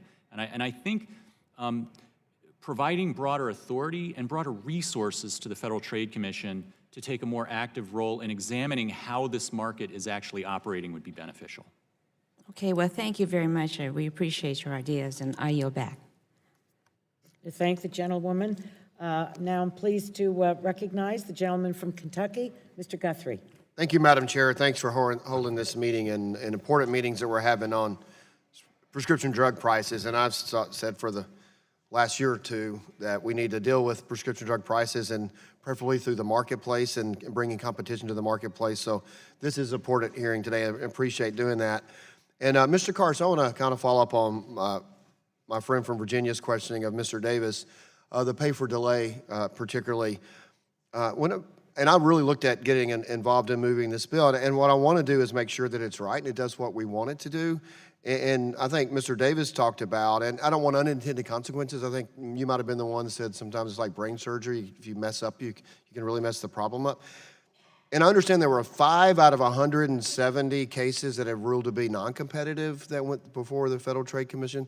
And so how can these settlements in the pay for delay, how can these settlements actually be pro-competitive? Sure. Thank you very much, Congressman. So oftentimes you have, of course, patents that extend years beyond any other type of regulatory exclusivities that may be granted by FDA. And of course, you have generic manufacturers challenging these patents, paragraph 4 litigation. And if they have to continue to litigate these patents all the way to the end, as Mr. Carrier pointed out, sometimes these cases can go on up to the federal circuit for 10, 12 years after the initial litigation. By being able to settle the litigation by some form of patent settlement agreement that allows for an earlier market entry date that is prior to the actual patent expiration, not only means that companies, generic manufacturers, can save millions of dollars when it comes to patent litigation, attorney's fees, and whatnot, but they're also able to put those monies back into the company to develop other generic drugs, to have more generic competition on the market, and they have a date certain when they're going to be coming to market. They could decide to go through the litigation process, and maybe they end up losing in the end. Well, what happens then, of course, is they're not even going to get approved until that patent expires years later than they might have otherwise been able to get on the market because of a settlement agreement. So in that respect, I view these agreements as pro-competitive. Or are there cases where that a brand has paid a generic and the generic doesn't pursue moving forward? And if so, what would be the solutions for that? That's what we want to prevent. And from my understanding, as I dig deeper into this, it seems to be more the way you describe is the situation than just the generic accepting a payment not to come into the marketplace. Well, it's not necessarily a payment. I mean, whatever value you may exchange hands. I mean, again, it's for the benefit of getting that product on the market. I'm a generic manufacturer. That's what I need to do. I need to get my product on the market, and sooner rather than later. And when you do the calculus of patent litigation, the calculus may add up to, if we are able to settle this patent litigation for an entry date certain that knocks off X number of years on the term of the patent for us to be able to get in, that is, again, pro-competitive. Okay, thank you. Mr. Cushion, one of the concerns in the CRATES Act is it provides incentives for generic manufacturers to initiate litigation with the real purpose of extracting a settlement rather than acquiring samples necessary to get a generic approved. I guess the argument for pay for delay, they'd rather the settlement than the access to the marketplace. Should we consider provisions that would deter these type of frivolous lawsuits?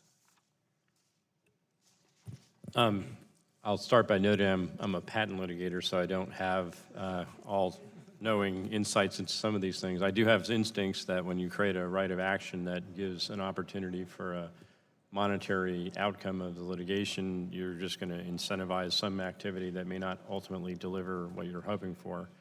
I think this is a complicated topic. I have not had a lot of experience with the whole process of providing samples, but it seems like there should be a way to make sure that samples are made available for the purposes that they're needed to get the testing done to make these products available. Okay, I just have a few seconds, and Mr. Davis, prelude to an O&I hearing. Working with Congresswoman DeGette, her staff has worked tirelessly to try to find real solutions for millions of Americans who depend on insulin. Can you explain why more generic insulins are not on the market and how March 2020 deadline for insulin approval will hurt generic insulins coming to the marketplace? I'll do it as briefly as I can, Congressman, and thank you for your leadership on this issue. I think insulin is a classic case of a convergence of a number of troublesome and concerning issues, not the least of which is sort of the perverse rebate incentive system that we have now, where list prices increase to absorb a larger demand for a rebate. There is late-stage patenting with some of the insulins that are currently on the market. And then to your specific question about the FDA's guidance about moving forward into March 2020 with what's being referred to as the regulatory dead zone, that was actually a requirement coming through the BPCIA that was passed in 2010. But the reality is, if you have a pending biosimilar application pending with the agency, you are actually going to have to go back to the drawing boards and actually start over again if we encroach upon that time frame. My time's expired, so tune in March the 11th for our next, or April for our next Thank you hearing. for your leadership on it, because it's a very real issue. Now the gentleman to finish his answer, because I think that it's important that we hear the answers, but we'll be following up with you, Mr. Davis. Thank you very much. I now would like to recognize the gentleman from California, Mr. Cardenas, for his 5 minutes of questioning. Thank you, Madam Chair. And I'd like to thank the ranking member as well for agendizing this important hearing. I hope that the Americans are watching, because 1 out of every $5 in Americans' wallets somehow, some way goes back into their healthcare needs. And this is an important aspect of that. So, and also I'd like to thank the witnesses for coming forward and giving us your expertise and your perspectives. And when it comes to prescription drug pricing, it's a complicated topic, but it's one that impacts the lives of Americans all over the country. There are many moving pieces here, but I want to focus for a moment on biosimilar entry to the market. Despite the fact that the FDA has approved 17 biosimilars in the U.S., only 7 are on the market and available to providers and patients. This is a sharp contrast to the experience in Europe, where more than 50 biosimilars are available. While it's true the European regulatory experience with biosimilars is more mature than here in the U.S., I'm worried that if we do not start to address the barriers to biosimilar entry sooner than later, patients will not be able to realize the benefits. We know that spending on specialty drugs, which include biologics, is growing rapidly and is now nearly half of all of our spending. Biosimilars hold the potential to help cut down these costs, with marketed biosimilars being priced on an average of 40% less than the biologic.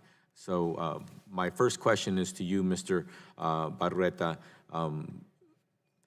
I was impressed to learn that Kaiser Permanente has taken such a leading stance on biosimilar utilization, but what is the biosimilar utilization rate for Kaiser Permanente, and what led Kaiser to take such an aggressive stance on generic and biosimilar utilization? Thanks, Congressman Cardenas. We are using biosimilars as they are available quite intensively. So I mentioned in my testimony that on one drug we're over 75% use of the biosimilar as opposed to the reference product. We have intensive use of Zarzio over Neupogen as another example, and in fact that's one where the data that we're able to see within our clinical records is demonstrating that that drug is performing excellently. So we are having the European experience on biosimilars within Kaiser Permanente in many respects. I think the critical thing is to make sure that good information is available to practitioners across the country who are faced with the opportunity to consider biosimilars for their patients, and to make sure there's a regular source of objective, unbiased, and very solid information. And I think it would be important to use the governmental resources that are charged with bringing information forward to make that available. Okay. In your opinion, what are the key barriers that are blocking or delaying biosimilar entry into the marketplace today in America? I think it's clear what we've heard much of the testimony today. The patent thicket problem, I think, is inevitably a problem. I do think that, as Mr. Davis said, it's hard to separate the issues of some of the conduct that's going on in the existing system versus just the ability to throw vast numbers of patents forward. And there's a need to look at this broadly, as the committee is today, and try to create more transparency and more clarity to allow these things to come to market faster. There are some manufacturers that have benefited from several loopholes in our current regulations, including agreeing to multiple patent settlements to further delay competition. In some cases, these products lack competition in the U.S., but have several competitors on the market in Europe, and much lower list prices there as a result. Again, Mr. Biruta, will the legislation we are considering today help to close some of these loopholes and get competition to the market more quickly in America? I think it's a start. I think it's a move in the right direction. I think we've heard it's a multifaceted problem, but certainly pay-for-delay problems continue to exist. There should be further examination on these, even moving forward. Whether that's the total reason why some of these are delayed as opposed to the broader patent thicket problem, it's hard to pull apart. But I think absolutely what's being considered is a step in the right direction. I believe Congress has a role to play in this and correcting this problem, and hopefully we'll be able to advance some legislation in a bipartisan manner so that we can get this through for the American people. My time having expired, I yield back. Thank you, Madam Chair. I thank the gentleman. And just for the record, on the issue of biosimilars, the legislation that created the pathway for biosimilars to actually move to generic was the legislation of the late Senator Kennedy and myself. So anything that blocks that from occurring, we're going to do a deep dive on.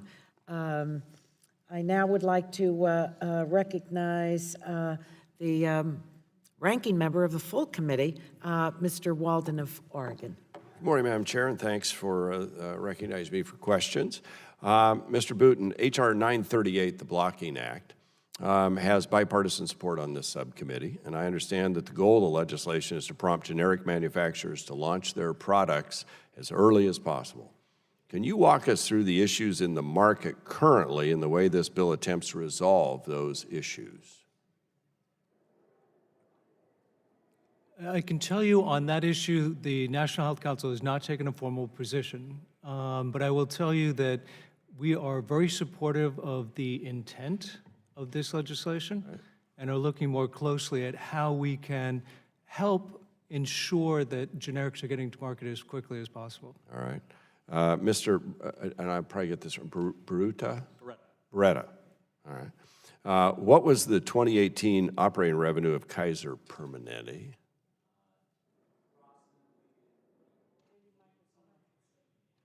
I'm told Turn your microphone on. I'm told 79.7. So just yeah, under 80. almost 80.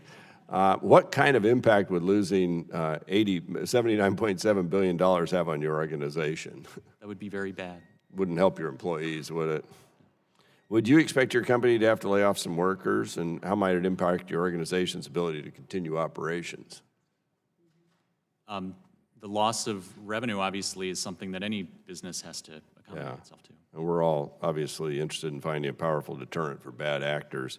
But I want to be sure we all understand what's at stake when we're talking about revenue, not profit or actual damages. As you well know, there's a big difference there. Mr. Davis, Dr. Burgess touched on some of the concerns he has about the unintended consequences of the pay-for-delay bill, and I think it's an important issue to consider fully. Can you provide some additional insight on how the agreements actually work, and would you say that they lead to earlier competition than we would otherwise see on the market? Yes, thank you, Congressman Walden, for the question. So the short answer is yes, there are situations, and I think the FTC has spoken to this in the report I referenced earlier, that in the wake of the Supreme Court's guidance in the seminal decision back in 2013 about their scrutiny that they would apply to a transferal of anything of value, that the number of anti-competitive agreements as determined by the FTC has dropped significantly. That's a good thing. It's a good thing for the market. We support more market-based competition. In fact, competition, if you will, is the DNA of the generic and biosimilar sector. What we want to do is make sure that as our companies are doing everything in their power to get safe, effective, and affordable generics or biosimilars to the market as quickly as possible, is that in those instances where settling, whether it be because of late-stage patent stacking or patent abuse and filings, generic companies don't generate the revenue that brands do. So even in litigation, there's the potential that they will get worn out of resources to the point about loss of revenue where they cannot continue. There's not a generic company that's going to be able to debate in court 100 pending patents, for way of example. So to not have the ability to settle on a date certain, admittedly, quite frankly, because of certain patent abuses, one that is longer out than they would have liked to otherwise, is still important to make sure that they can preserve so they have some clarity and certainty about being able to go forward on a certain date. We used to have that complete, to be candid, as an industry, and that's getting away from us year over year, is the absolute certainty of when our manufacturers are going to be able to come to market with a competitive product. All right. Anybody else want to add anything to that? Yeah. I've just heard a few times that the concerns about these patent thicket issues, and I want to make sure that we recognize that it's a slightly more nuanced circumstance. A lot of times, the patents that come out later are very narrow, and when you're an innovator or when you're a biosimilar manufacturer, you can make a choice whether to use the technology that's covered by the patent or not use it. And so when you look at all these patents, there's ways around the patents that are not involving invalidation of the patents. It's important when we engage this discussion to make sure that we don't kind of oversimplify the patent issue into an assumption that all patents do the same thing. They don't. Some are very narrow, some dominate the product, but you have to look at the actual obstacles, if there are any, that are in front of the biosimilar manufacturer and how they might best navigate around those obstacles. All right. And I see Mr. Carrier wants to say something. I've got 14 seconds. It's all yours. Very quickly, certainty for the brand and the generic companies is a lot of what we've talked about today. But on the other hand, the Supreme Court and activists said it's the risk of competition that's the anti-competitive harm. 9 out of 10 of these patents are not on the active ingredient. Let's litigate them. Thank you. Thank you, Madam Chair. Thank you. Let's see, who's next? Mr. Welch of Vermont, one of the key members of our committee that has, whose name is on more than one of the bills that we're considering today. You're recognized for 5 minutes questioning. Thank you very much, Madam Chair. It's kind of exciting to be here because we're actually on the threshold of doing something, and that's something that eludes us in Congress. So it's nice to show up for work today. And we're actually building on work that was done when Dr. Burgess was the chair of this subcommittee, and Ms. Eshu is following on. So I'm pretty excited. The second thing is I really appreciated the testimony. It's like you all know something about what you're talking about, and that's refreshing as well. And I've got a request for everybody, because you've been talking concretely about legislation. And one of the big challenges around here is to start getting into the details. So if you have specific suggestions about how any of these bills can be improved, I think that would be of great interest to our committee, because we want to get this right. And you have concrete, practical knowledge and experience that can help us do that. So my request to you is to send in your bullet points about areas on each of these bills where you have improvements. So thank you. But I want to just make a few comments and ask a few questions. Mr. Davis, you said something that makes total sense to me, and that is that we want a deal on the front end where we eliminate patent abuse, so that we don't have to argue on the back end where no matter what the remedy is, it's going to be tough. Can you just elaborate a little bit on that? Sure, happy to. And Congressman, thank you for your sustained leadership on the issue of REMS abuse. It's greatly appreciated. The larger dynamic in terms of, and again, I want to be clear here, that the generic and biosimilar industries recognize the importance of strong patent protection and intellectual property. We like to say that we rely every bit as much. Got to be brief here because I only have 5 minutes. So, but what we have more of a concern with is after sort of the initial filings on the patent, then the product comes to market, as it is nearing the end of its product life cycle, you see a lot of subsequent filings, particularly on expensive specialty drugs that further delay competition. Okay. And Mr. Carrier, an amazing number of articles you've written, congratulations, and thank you for your contribution. But one of the pushbacks that we've had from branded pharma is that if we do anything about pricing, it's going to affect innovation. And I heard you say, and I just want to make sure I'm right, that the various proposals that are under consideration today would not, in your view, adversely affect innovation. That is correct. And so that is always the argument that the brand companies offer. If you do anything at all, that's going to hurt innovation. On the other hand, what is complicated about this area is that we have innovation on the one hand and generic competition on the other. You look at Hatch-Waxman, half of it's for innovation, half of it's for generic competition. The brand companies have gotten everything they've wanted for innovation, the 30-month stay, the patent term extension, the non-patent market exclusivity, but when it comes to the generic side, like the 180, they've now taken that for themselves. There has to be something there for generic competition. All right, thank you for making that point. Mr. Biruta, if I want to ask you, do you have a view on the pros and cons of creates versus fast? I'm a co-sponsor of both pieces of legislation, but I want you to tell us what you think is, should we combine them, or do you have a view on which one would be more effective? I guess my comment's probably more of a process one. Whichever one you can get done more quickly, I'd go with that. Either way. Now, Mr. Karst, you were talking about litigation. I have a confession. In addition to now being an active politician, I'm a recovering trial lawyer. Okay. Public approval about 3%. I don't like litigation. All right? It's the last resort, and there's other agendas that are usually involved in it.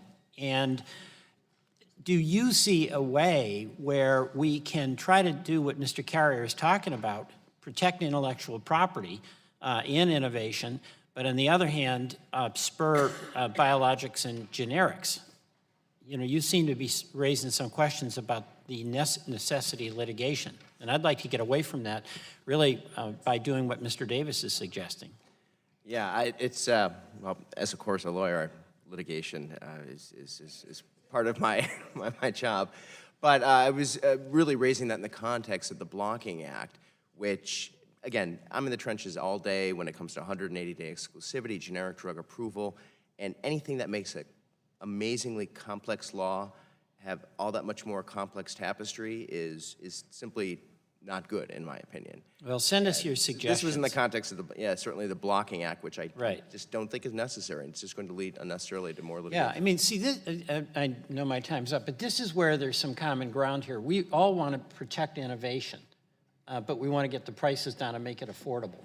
So thank you. I yield back. Thank the gentleman. It's a pleasure to recognize my favorite Greek in the Congress, the gentleman from Florida, Mr. Bilirakis. Thank you very much. I appreciate that, Madam Chair. Thank you for holding this hearing, by the way. This is a priority for all of us because our constituents talk about this all the time. Again, the high prices, the high prescription drug prices. So we must lower the prescription drug prices. And I hear this from our veterans population, our senior population, but the general population. So I remain committed to working with my colleagues on both sides of the aisle to achieve that desired result in a way that does not undermine progress and that has already been made. So the progress that has been made, and I agree with Representative Welch. I appreciate your testimony, and keep sending us your suggestions because it means so very much. We've got to get this right. Mr. Davis, can you share with us what is currently working and how we might double down on these efforts? That's the bottom line. Sure. Congressman, thank you for the question. I think when you look at the bills that are before you, I think both transparency bills on the Orange Book and Purple Book are, as has been referenced before by experts far greater than I, a really positive step in the right direction.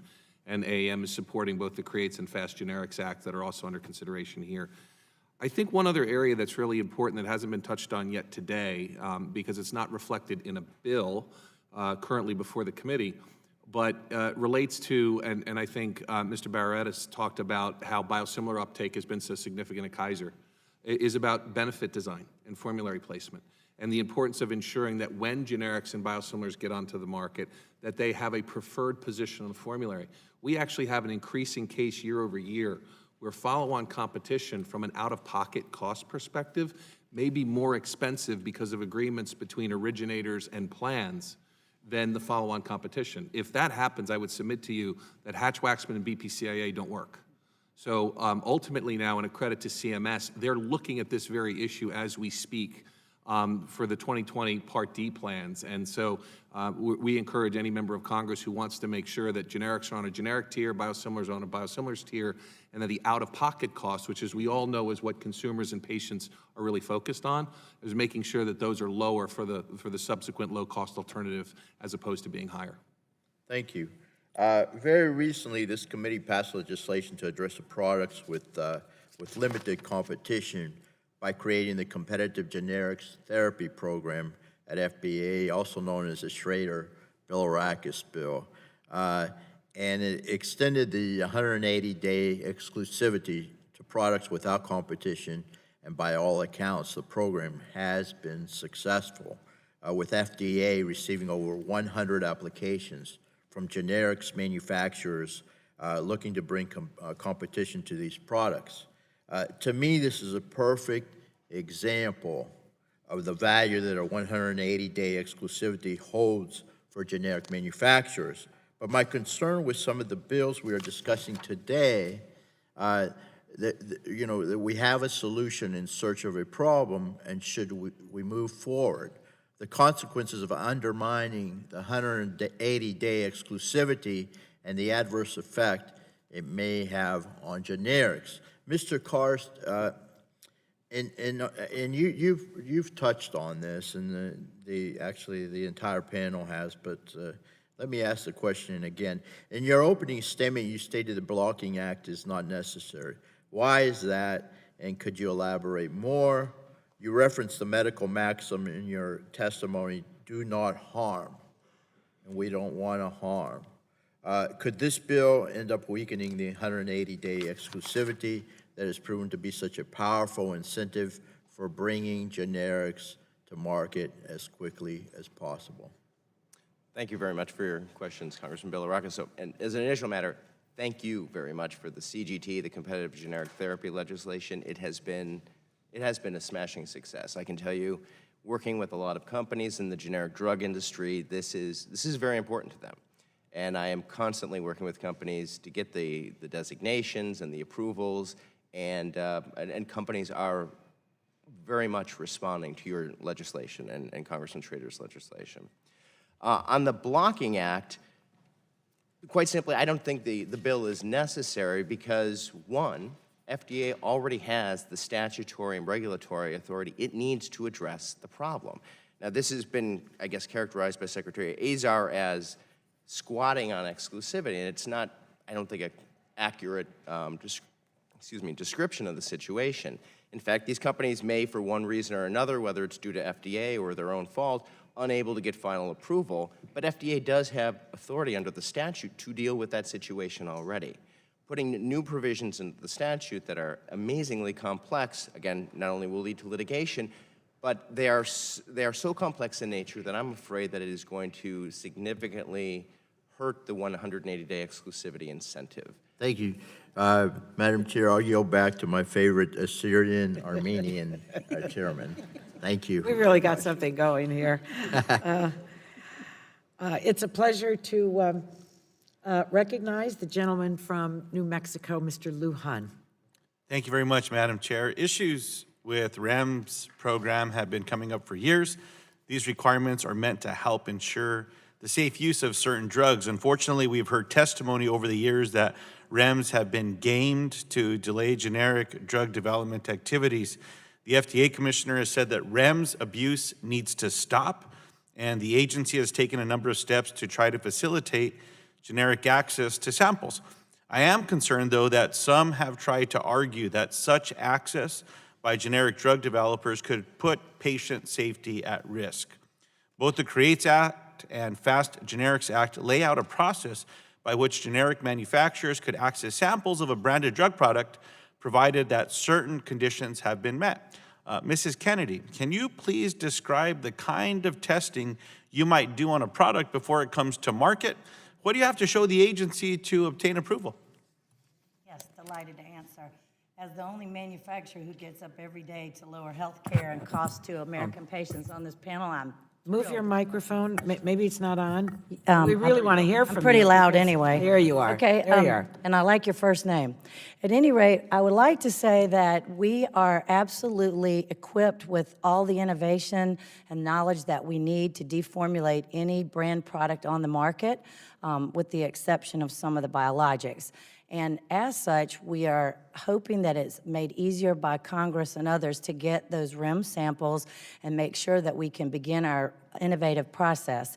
And from that, we then are expected to prove to the FDA with rigorous standards in place that we are qualitatively and quantitatively equal and efficacious to the brand product.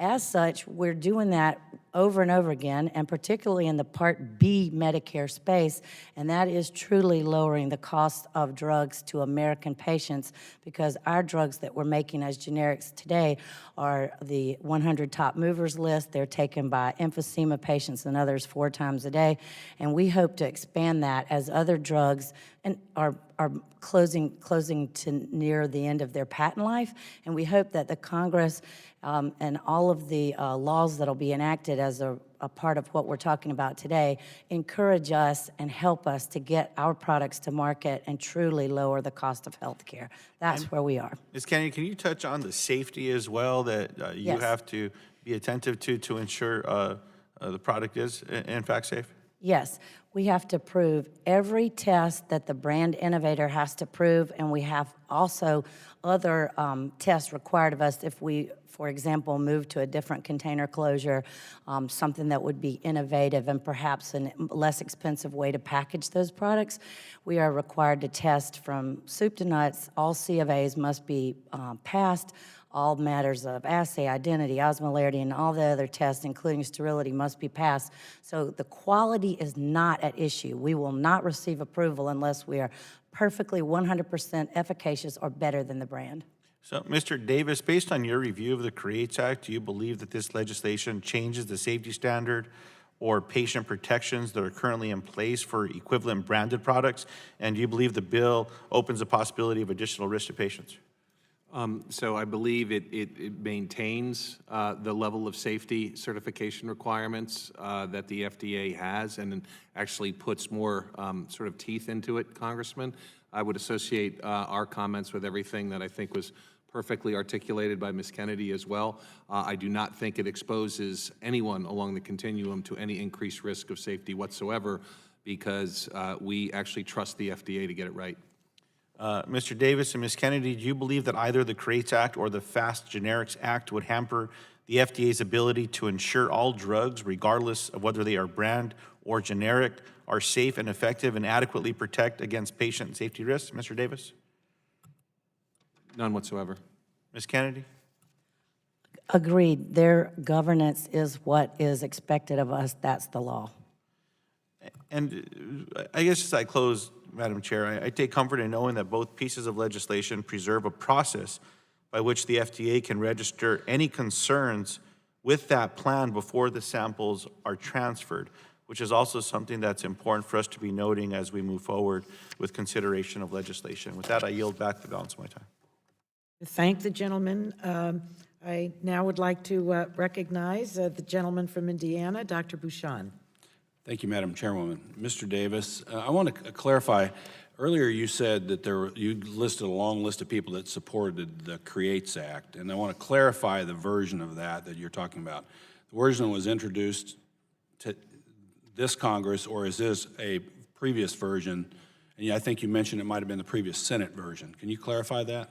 Yes, Congressman, thank you for the question. So, yeah, the list of supporters, of which AM is one, that has been tracked is actually a list that has been growing year over year as this problem has become more significant, dating back to 2007 when the REMS programs were created. So that list applied to the version that was being considered last fall in the Senate. The CREATES Act that actually passed out of the Judiciary Committee is, I believe, the one where all of those stakeholders actually wrote a letter in support. Okay, in that vein, then I want to be able to support a version of the CREATES Act, but the current version seems to me it could potentially perversely incentivize litigation. As currently drafted, it appears that though a generic company could simply not accept a valid offer from a brand manufacturer and go to court because understanding the damages available to them could be much more lucrative. If an offer to sell samples on commercially reasonable market-based terms has been made, should a generic be able to reject that offer and go to court? I think the issue will be determining what fair market value is. As they always say, beauty is in the eye of the beholder in the negotiation. So I think that's actually one of the... That's defined in the law, right? I'm sorry? What fair market value is that... That would actually be based upon what's available in the marketplace, what the originator would be offering to sell to the generic manufacturer. Right, so commercially reasonable, market-based. I mean, I'm not a lawyer, but that's probably a definable legal term, I would imagine, correct? Correct. So would you maybe then, because since you were talking about the one that you were supporting was the previous version last fall, and would you then support potentially adding language to the current version that might clarify that type of scenario wouldn't unfold? I would have to see the language, sir, and we're happy to take a look at the proposed language. I think from our perspective, the real issue is making sure this problem gets solved now. Okay, great. Anyone else want to comment on that? Do you have any other comments? I think we have to encourage competition at every turn. We look to you guys for guidance and keeping people in their lanes and really putting a stop to the gaming and the things that we're faced with. We're ready to serve. Yeah, I don't think anyone disagrees with that. And one other thing on litigation, sure, it sounds pretty crazy, but nothing else has worked. And you have the FDA commissioner saying, we're trying everything, it's not working, cut out the shenanigans. If you have deterrence and you have attorney's fees, then finally the brand companies might wake up and say it's not worth the cost of doing business in this case. So then maybe that, the language commercially reasonable and market-based is not strong enough, and that could be an area that could be strengthened to make sure that companies aren't purposefully turning down settlements that could be reasonable and commercially reasonable in order to litigate. Mr. Karsh, do you have a comment on that? We're typically talking here, I mean, again, for the amount of product we're talking about may be several hundred pills or tablets or capsules. So we're not probably talking about, in the end, a significant cost in the overall development program here for that generic manufacturer. So It's a very complicated subject. I'm not a lawyer. That's why I'm asking you all. Congressman, I would only add in the discussions that we've had with our members who were engaged in this and have been frustrated for the better part of a decade, I've never heard anybody talk about the interest in actually being able to go to court and sue on the grounds of not being able to recover, as opposed to their interest in getting the samples to bring product to market so patients would benefit. Fair enough. Yeah, I was a cardiovascular surgeon before, so obviously I'm averse to frivolous litigation.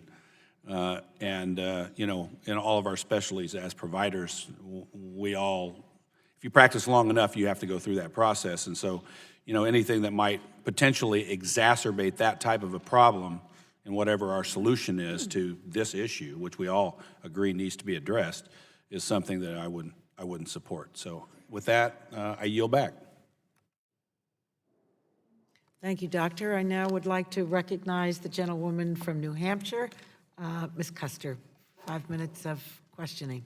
Thank you, Madam Chair. I appreciate it. One of the most egregious abuses that we're discussing today is the abusive measures intended to provide additional safety protections to consumers, as we've discussed, commonly known as REMS, risk evaluation and mitigation strategies, and plans that the FDA requires companies to develop as a response to a particularly serious safety risk posed by the drug. At the front end of development, some companies are citing these REMS requirements as a reason not to provide product samples to generic drug developers for bioequivalence testing that supports their drug applications. And on the back end of development, some branded drug manufacturers are negotiating in bad faith with generic developers to enter into one single system REMS. So let me start, Mr. Davis, with you, if I could. Please describe for us the various safety measures in place to ensure that generic drugs come to market with the same level of safety as their branded counterparts. I know that's a broad question. Have in mind I have 5 minutes. Yep, Congressman, thank you for the question. I'll try to be as brief as possible. I think the requirements are the same, right, that the generic manufacturers have to meet in terms of convincing the FDA from a pharmacovigilance perspective that we will adhere to the same standards and criteria as set forth for the originators. As part of that, when it comes to actually doing the reverse engineering, if you will, the FDA is actually required to look at the generic manufacturer, look at a company like Ms. Kennedy's, and actually certify that they have the confidence in their ability the same as the originator. Great, thank you. Mr. Carrier, let me turn to you. You've been very helpful this morning. Do you have any concerns about the FDA issuing waivers of the single shared system REMS requirement? So I have no concerns. The issue here is that the brand company will slow walk the process of a shared REMS. When the brand and the generic each have a REMS, the brand will say, sure, I'll get back to you, and then 3 years later it gets back to the generic. So eventually the FDA has to wade in. 13 times it's been asked to get in the middle of these. All 13 times it says, generic, you can go your own way because the brand has no interest in working with you. And so at the end of the day, the FDA is able to waive the shared REMS requirement, still 100% safe, absolutely no concerns there, but it would be a little better to have us not go through that whole song and dance and have the generic be able to enter the market a lot quicker with a completely safe REMS. So the 19 times it was always the brand dragging their feet. Yes, that's my sense, that the FDA was asked to get involved, and the generic has a REMS, it has FDA approval, and still it's not able to be worked out between the two. Okay, that's very helpful. Thank you. And then, Ms. Kennedy, do you agree that legislation such as the CREATES Act is needed to address these kind of gaming tactics? 100%. We have watched over the last decade as many missed opportunities for generics to get to market and lower the price of health care have come and gone. Whatever we can do to help American taxpayers and patients is incumbent upon us to do that. This is America. Do you have a sense of the cost of these types of delay tactics and gaming techniques on healthcare overall, the cost to consumers? The costs are amazing. Imagine that we sell a product 50 million doses a month to people like Kaiser Permanente for 6.8 cents a dose. Now, we have to be lean and mean. We don't have the money to do expensive litigation. I am always a fourth or fifth to file, and I'm lowering the cost of health care and drug products. And I want to do it, and I want to do it with safety and efficacy. And what is the impact on multiple filers when you say you're fourth or fifth into the market? Is there still an impact at that point on price? Yes, the first filer typically lowers the cost 25%. That's great, but when I get to market, it's 80 to 85 to 90%. That's real savings. And what's the impact on the quality of that? There is no impact to quality because it's incumbent upon us to prove to the FDA that we are equal or better. And we have to file each and every lot with all complete C of A testing and sterility testing. Well, I'll just close by saying it seems clear to me that there are some manufacturers using these REMS requirements as a way to keep competition off the market. And as we've all just heard, that's not the original intention of REMS, and I think we have bipartisan agreement to wade into this and make it a top priority. So thank you. I yield back. Thank the gentlewoman. It's a pleasure to recognize the gentleman from North Carolina, Mr. Hudson. Thank you, Chairman Eshoo, for holding this important hearing. One of the things I hear constantly from my constituents is their out-of-pocket costs are too high. I think working in a bipartisan way to make generic access to the market as simple as possible is important, not only for our government spend on drug prices, but also for our consumers' out-of-pocket costs. Simply put, generics save money. I do worry, though, we're using generics as a silver bullet for issues facing us with high drug prices. I believe robust protection for innovation needs to remain in place to continue to nurture the high level of innovation we've seen recently with technologies such as CAR-T and CRISPR. I noticed almost half of my Democrat colleagues on this committee support a policy that allows the government to strip innovators of their patents through compulsory licensing and allow other manufacturers to produce a generic. Generics need to come to the market as soon as provided protections for innovations run out, but not before. Otherwise, we threaten therapies like these new CAR-T drugs, which can have an over 80% success rate for some cancers. That's a 4 out of 5 chance your parent comes home from the hospital after a cancer diagnosis. To that same point, though, I believe we should reward innovative science, not innovative legal work. I'm happy to see the committee consider concepts that will help end legal gamesmanship and support bringing generics to the market, but the process behind this hearing does concern me. We don't have the Food and Drug Administration, the agency responsible for implementing these bills, here to testify and give us a chance to ask them questions. As Congress, we should seek the input of the agency that will be regulating this space. And so, Chairman Eshoo, as I've said to you before, I really want to work with you on this issue. I want to work with my colleagues across the aisle in a bipartisan way to advance the concepts we're talking about here today. Could you commit to getting the FDA's written technical assistance on these bills before we mark up? Great, I appreciate that. I think that would be very valuable input for us. And then appreciate all the witnesses being here today. I've read your testimony, and it's been extremely helpful for me in my understanding of this space. Mr. Karst, I've had concerns with the Purple Book legislation being offered here today. There you are, sorry. The transparency is something we all support and we all want. And certainly we've seen the Orange Book requirements since Hatch-Waxman provide benefits to the small molecule market. Could you provide more detail on how you think the Purple Book legislation could be improved so it could be equally as useful in the statute? Sure. Thank you for the question, Congressman. So, and part of this, I have to say, couched in terms of it may require a broader change to the BPCIA, but at least as an initial start, and I know Mr. Cushing and I may disagree to some extent on this, having a list of patents in the in the Purple Book, somewhat akin to the Orange Book, I think would be helpful for manufacturers. Now, I recognize Mr. Cushing's concerns that under the proposed bill, that the patent information would go in after the first biosimilar challenge and could raise issues about confidentiality. But we can get rid of all that simply by requiring the brand to list all of its patents in the Purple Book upon licensure of its product. Then potential biosimilar applicants will know the entire patent estate that's out there that may be shot at them in litigation. Great. Well, I appreciate that. That's very helpful. With that, Mr. Bashan, do you want the last minute of my time? I'm good. Okay, seeing that, Madam Chairman, I'll yield back. Thank you. Thank the gentleman. I think those members that are left are getting, they have an appetite for lunch. Let's see. I'd like to recognize the gentlewoman from California, Ms. Barragan.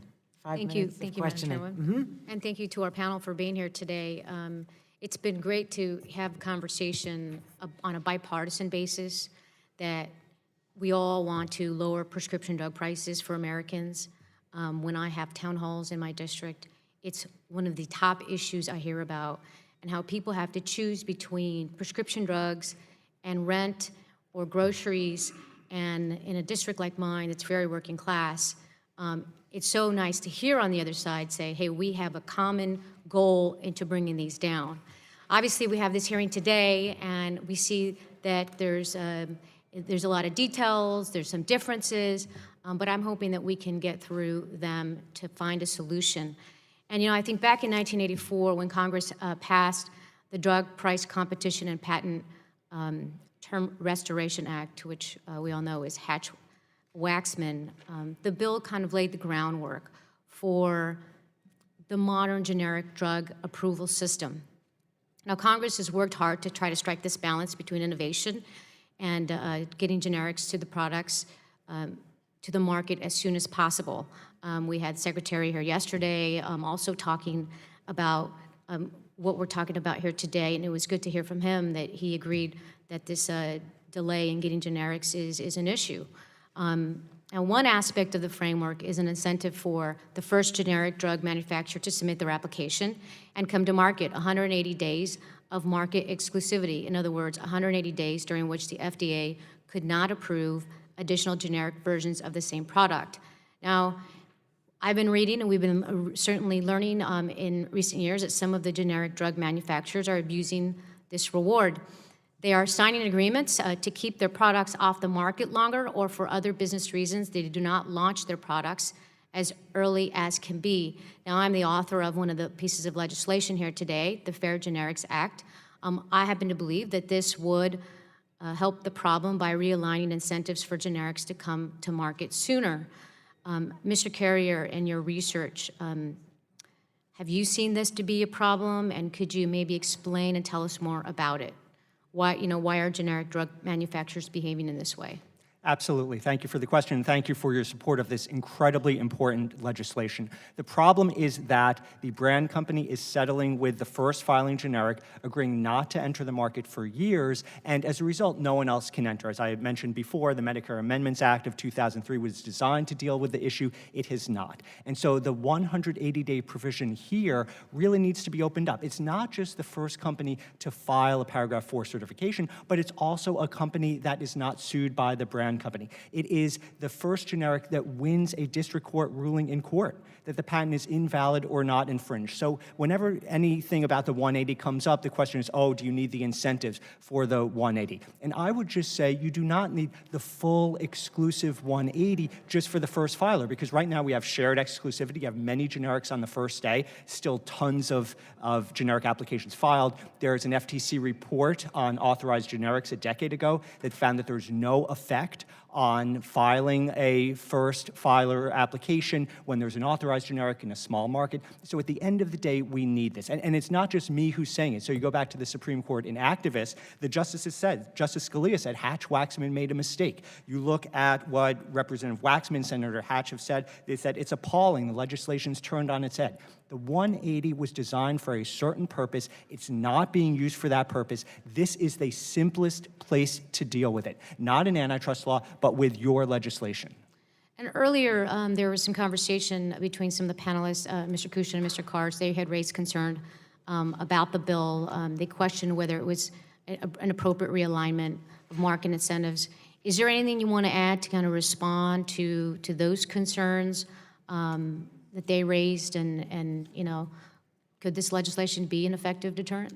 This legislation would be the most effective deterrent for settlements. And the problem is a lot of the discussion that we heard this morning was about settlements being good, about entry before the scope of the patent expires. This was all rejected by the Supreme Court and Activists. Activists made clear that, sure, settlement's good for the brand and the generic company, but it's outweighed by 5 public policy considerations. The Supreme Court made clear that you don't get to say entries before the end of the patent, so therefore it's pro-competitive. That's the scope of the patent test that was rejected because antitrust has to play a crucial role. And just one final point here, we've heard a lot about the FTC and the number of pay-for-delay settlements going down, but there still are a ton of settlements and there's still a ton of delays. So if you go back through the past 5 years, there have been 771 settlements, 653 of them involve delayed entry. Might not be payment, still delayed entry. Your legislation would solve the problem. Thank you. I yield back. Woman.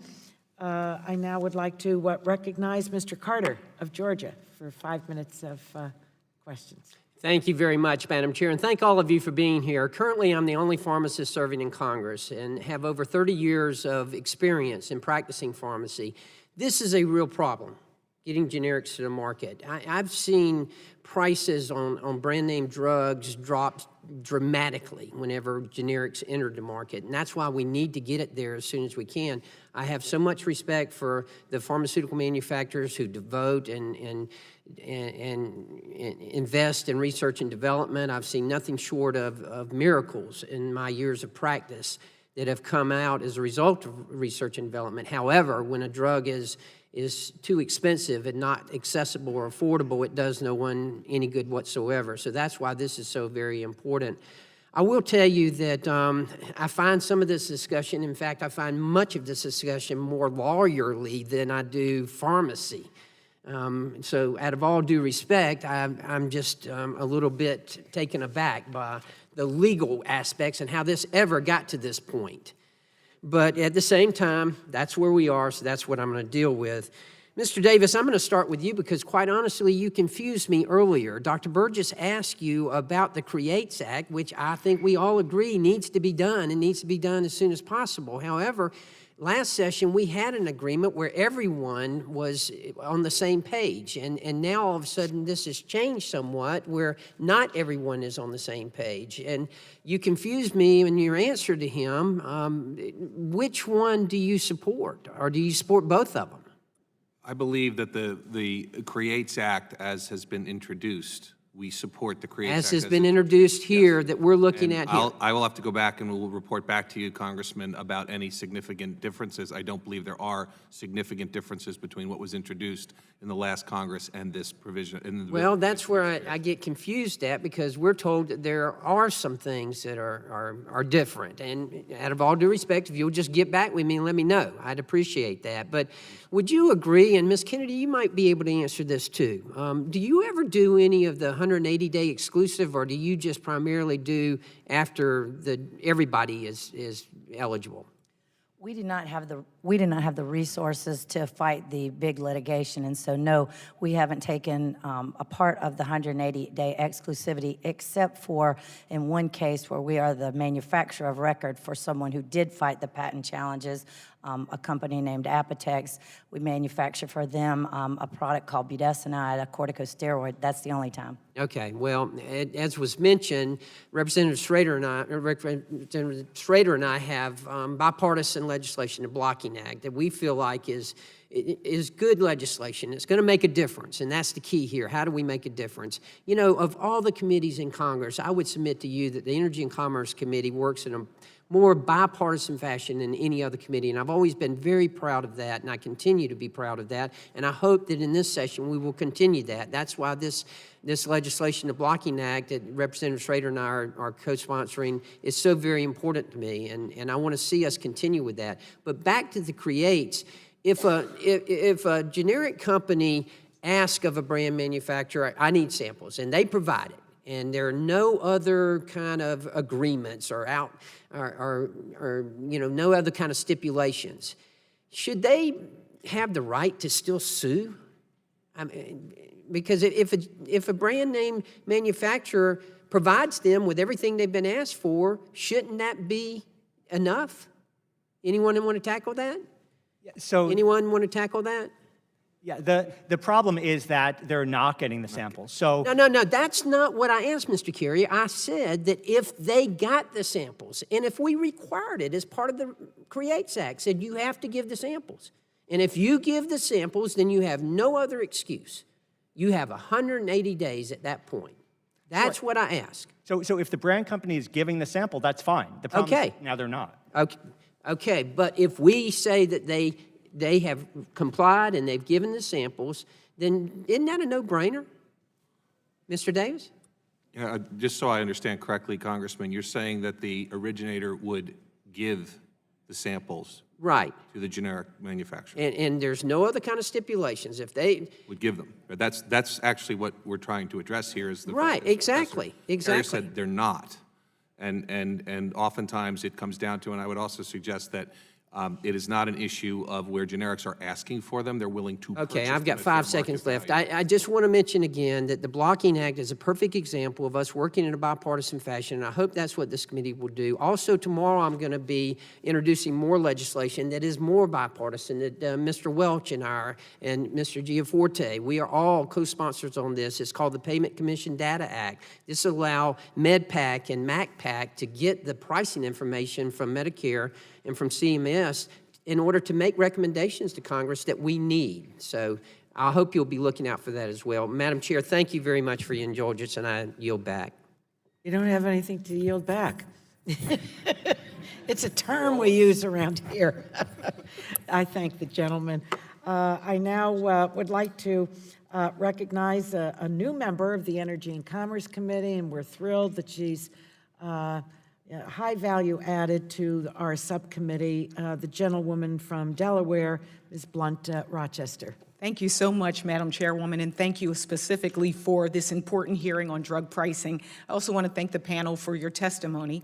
I'd like to focus our attention on generic drugs and their potential through market competition to lower drug prices for American consumers. We've heard today that one of the best ways to reduce drug prices is to ensure generics can come to market as soon as possible after patent and exclusivity periods expire. Generic market entry saved $265 billion in 2017, including $82.7 billion for Medicare alone, or $1,952 per enrollee. In fact, according to one estimate, the average drug price decreased by 50% in the first year of generic entry, with an 80% reduction within 5 years. I'm especially concerned about the impact on patients when generic drug developers are unable to develop their products due to difficulties with access to samples, as was just stated. I recently had a constituent write to me about her experience trying to purchase an asthma inhaler she had been using for 20 years. She found that starting in January 2019, the copay for her inhaler had more than doubled. She explored paying out of pocket, but the cost would have been more than twice her new copay.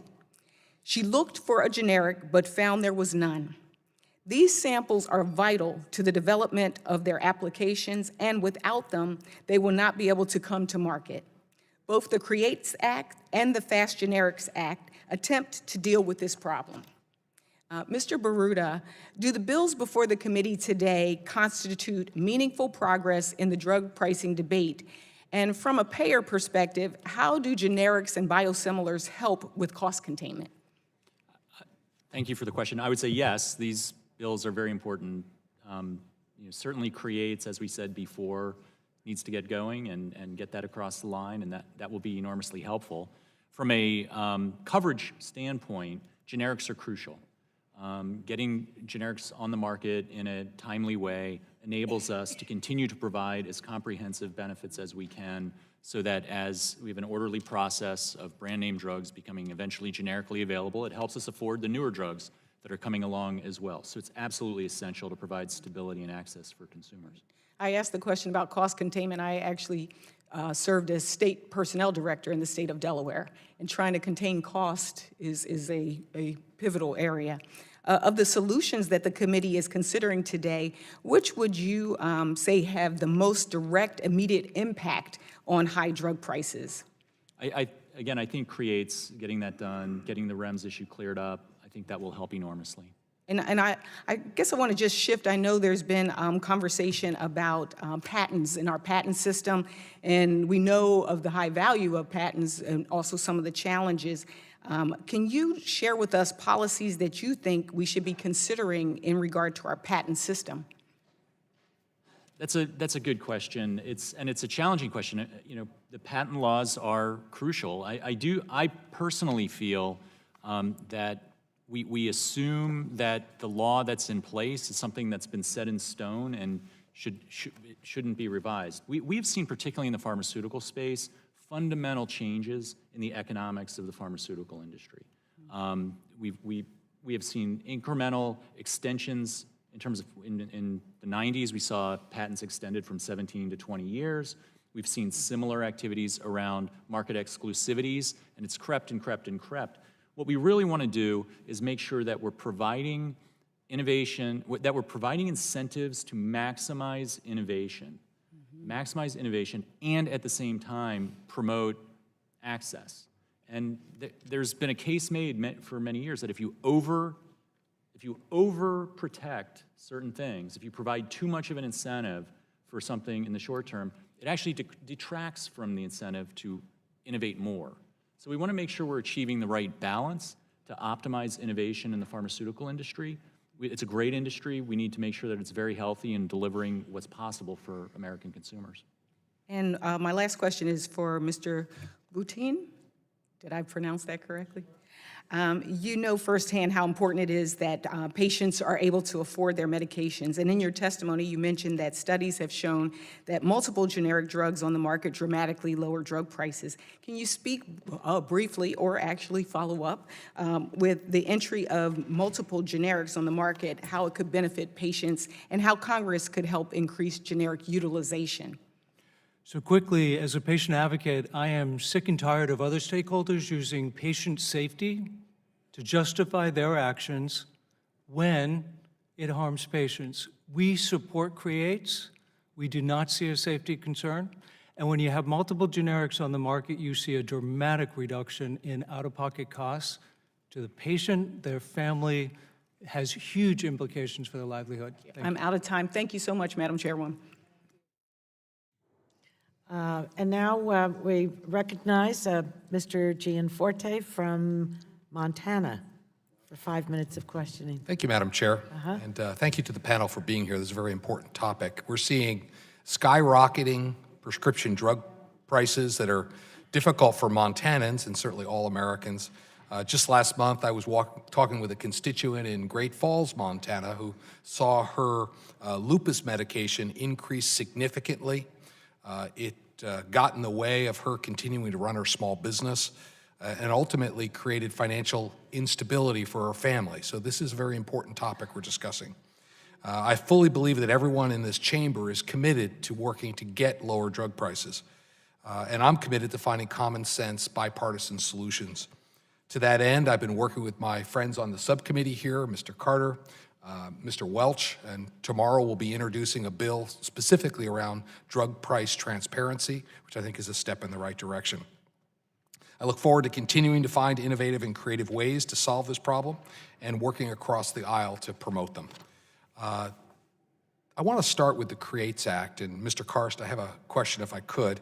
I have two questions. If you could just give me a yes, no. These are easy questions, right? Yes. So in 2012, the FTC voted to allow the commission to pursue recovery of ill-gotten gains more frequently than it had in the past.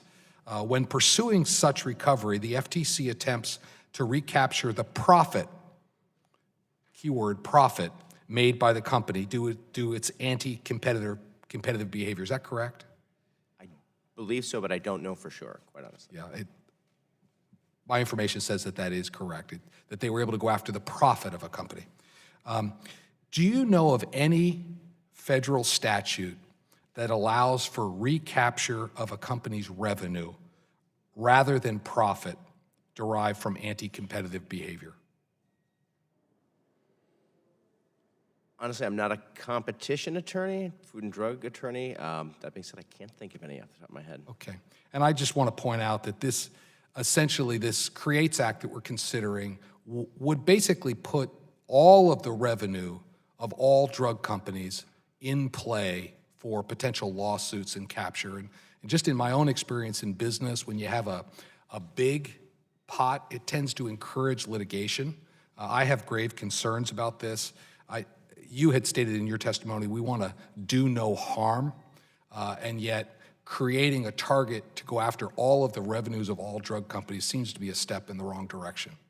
Mr. Kushan, as I read moving to pay for delay, as I read the pay for delay bill we're considering, I see it would apply retroactively to existing agreements.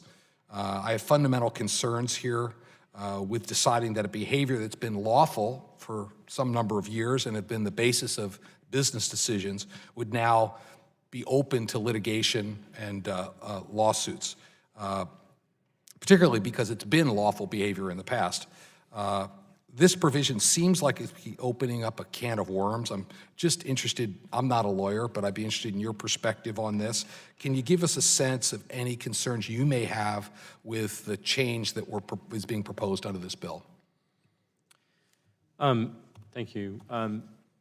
So the idea of opening up or voiding one of the settlement agreements after the parties have kind of moved on, because essentially what you're doing is you have a patent fight, you come to a settlement, and then the generic launches, the parties have moved on.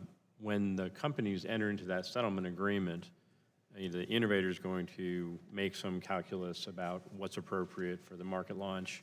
They're going to withhold the use of their patents that they might otherwise be able to use. And then you obviously see the product going generic. We also, I think everybody recognizes on the panel that within a year of the generic going onto the market, it's, the innovator's out. The market share of the innovators goes down to 7% or 9%. So it's kind of an irrevocable consequence to the innovator. So you can see some very significant disruptions, the business planning of both parties, if those settlements fall apart. In the limited time I have, I want to stay on patents for a second. In our technology business, we were subjected to a couple of dozen frivolous patent-related lawsuits that sucked resources away from research in our business. We've heard a lot about a patent abuse. Could you just briefly talk about patent abuses that you've seen and what we should do about it? Well, obviously, we want to make sure that we don't have patent litigation where the patents are not valid or are not infringed. I mean, you have to, that's the essence of the patent fight. You have to make sure that you're fighting about valid patents, and if you can find a way to avoid burdening courts, burdening the parties with the litigation, you always want to find a solution that drives the parties to that outcome. And I think it's important that when we look at these patent scenarios, you really, unfortunately, have to drill into what the parties are doing and not make kind of a blanket assumption that a patent assertion is bad or good. You have to just look at the merits. Okay, my time has expired, and I yield back, Madam Chair. Thank the gentleman. It's a pleasure to recognize the gentleman from Illinois, Mr. Rush. I want to thank you, Madam Chairwoman, and I'm pleased the subcommittee included my legislation, H.R. 1499, the Protecting Consumer Access to Generic Drugs Act, in this important discussion on how best to lower the price of prescription drugs. No American should be forced to make the choice between paying their bills and buying their pills.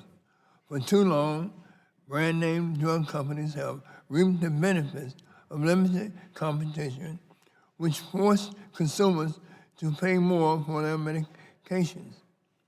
My bill prohibits the practice of, quote, pay for delay, end quote, in which brand name drug companies compensate generic drug manufacturers to delay the entry of cheaper drugs into the market. I was pleased that a version of this legislation was passed out of this committee during consideration of the Affordable Care Act, but unfortunately it was not included in the final bill. So I'm proud to continue my fight to stop drug companies from rigging the system in order to take advantage of hardworking Americans. And I am pleased that enhancing market competition is a priority for this subcommittee. Madam Chair, I ask for unanimous consent to submit 2 letters in support of my bill into the record. So ordered. I want to thank you. My question is for Professor Carrier. In your testimony, you stated that brand name pharmaceuticals who pay generics to delay entry into the market cost consumers $3.5 billion a year. Can you briefly expand on how you reach this $3.5 billion figure and how we know the high prices are due to the lack of generic competition? Sure. So the Federal Trade Commission is the expert on this issue, and they submitted a report a few years ago where they figured out how much consumers are paying too much each year, and they calculated that it was $3.5 billion a year. And you concur with that? I do. All right, Mr. Booton, in your testimony, you stated that the National Health Council evaluated almost 200 policy proposals that aim to reduce the cost of health care and found that the most effective policies increase generic drug competition. Can you speak to whether my bill, H.R. 1499, which addresses the practice of pay for delay, whether my bill would be expected to increase competition and lower the cost of prescription drugs. Certainly, competition is the key to driving down costs. There's no question about it.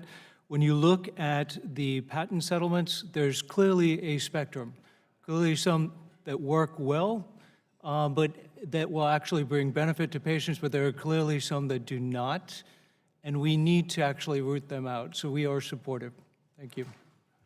Thank you. Mr. Biruta, how do you see this pay for delay problem impacting drug prices for your members? And do you think that legislation is necessary to formally deter or outlaw these agreements?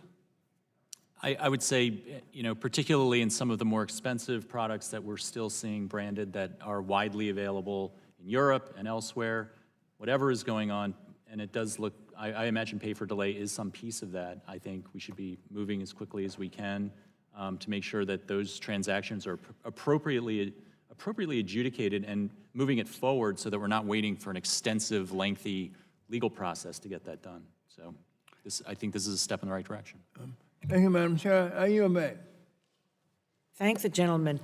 I now would like to recognize the gentleman from Illinois, my friend, Mr. Shimkus. Thank you, Madam Chairman. It's great to be here. Sorry, I was doing a very simple issue of toxic chemicals, so upstairs. So I'm glad to come down here for a more simpler debate. I'm going to ask a question to the whole panel. Obviously, there's a big panel here. If you can kind of keep it as short as possible, because there's like 2 or 3 more I want to try to get to. I understand that there's broad support for the Create and Fast Act because of the concern that brand manufacturers game the REM system. However, we can have a tremendously productive generic market, so I think we can also acknowledge that in the majority of situations, brand manufacturers must be willingly providing samples to generic developers. Does anyone on this panel agree that in most cases, samples necessary for equivalence testing are provided without FDA intervention or litigation? Anybody? Ms. Kenny, just go across. If you don't want to, you can't. It's not in your purview, that's fine. Could you repeat the part about FDA intervention? I think you asked, are they being provided? And no, to my knowledge, the FDA has no part in it, but make sure I heard. Are they being provided, or does the FDA have to intervene for it to be provided? Or does it have to be litigation? I don't think that's fully been determined. I think that's why we're here in this panel, because we've got all manner of issues taking place, really disincentivizing Okay, us. Mr. Davis, I think you understand. Congressman, thank you for the question. I don't know of, and we'll look at the number of times where there has been a transfer or sale.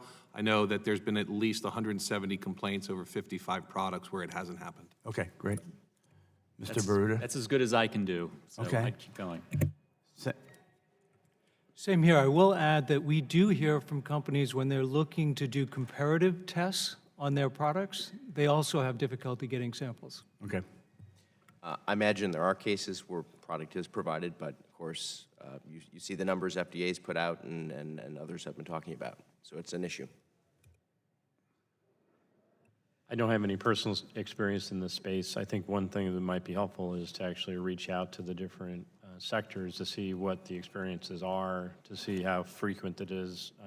Okay. I hear the examples that are given, and it strikes me that there are many more situations where there are Okay, no thank you. Mr. Carrier? I don't know how many times the samples have been provided, but on the website it says 173 times it has not been provided, and the person who would know best, the commissioner of the FDA, is trying to do everything about it, showing it is a real problem. Okay.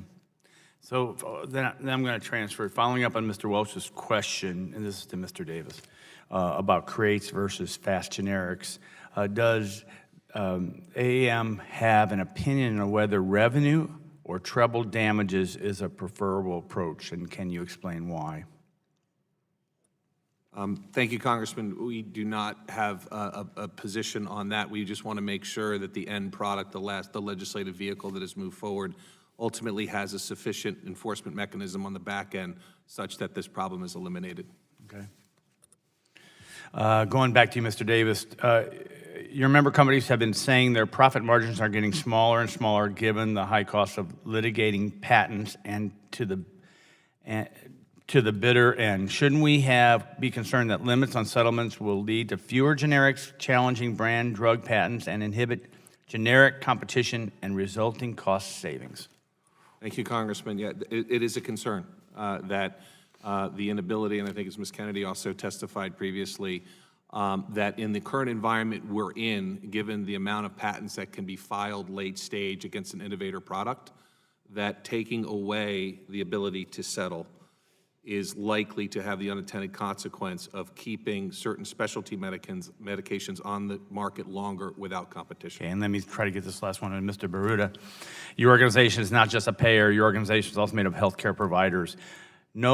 Know that not all drugs are created equal, and some have particular dangerous and even deadly effects when not handled properly. When it comes to these exceptional dangerous products, do you think that anyone seeking possession of them should be required to demonstrate to the FDA their ability to properly safeguard the use of these products?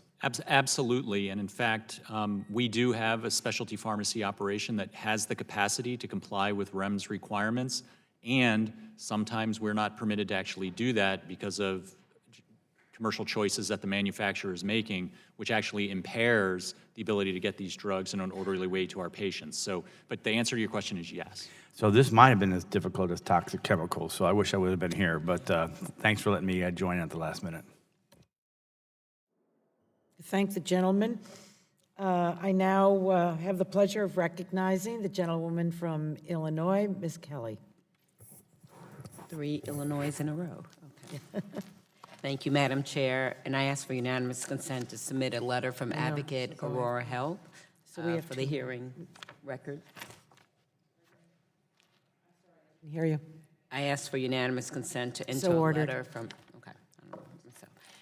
I wanted to spend some time talking about my bill, the Orange Book Transparency Act. We talked about the Orange Book already, but can you, Mr. Carrier, talk about how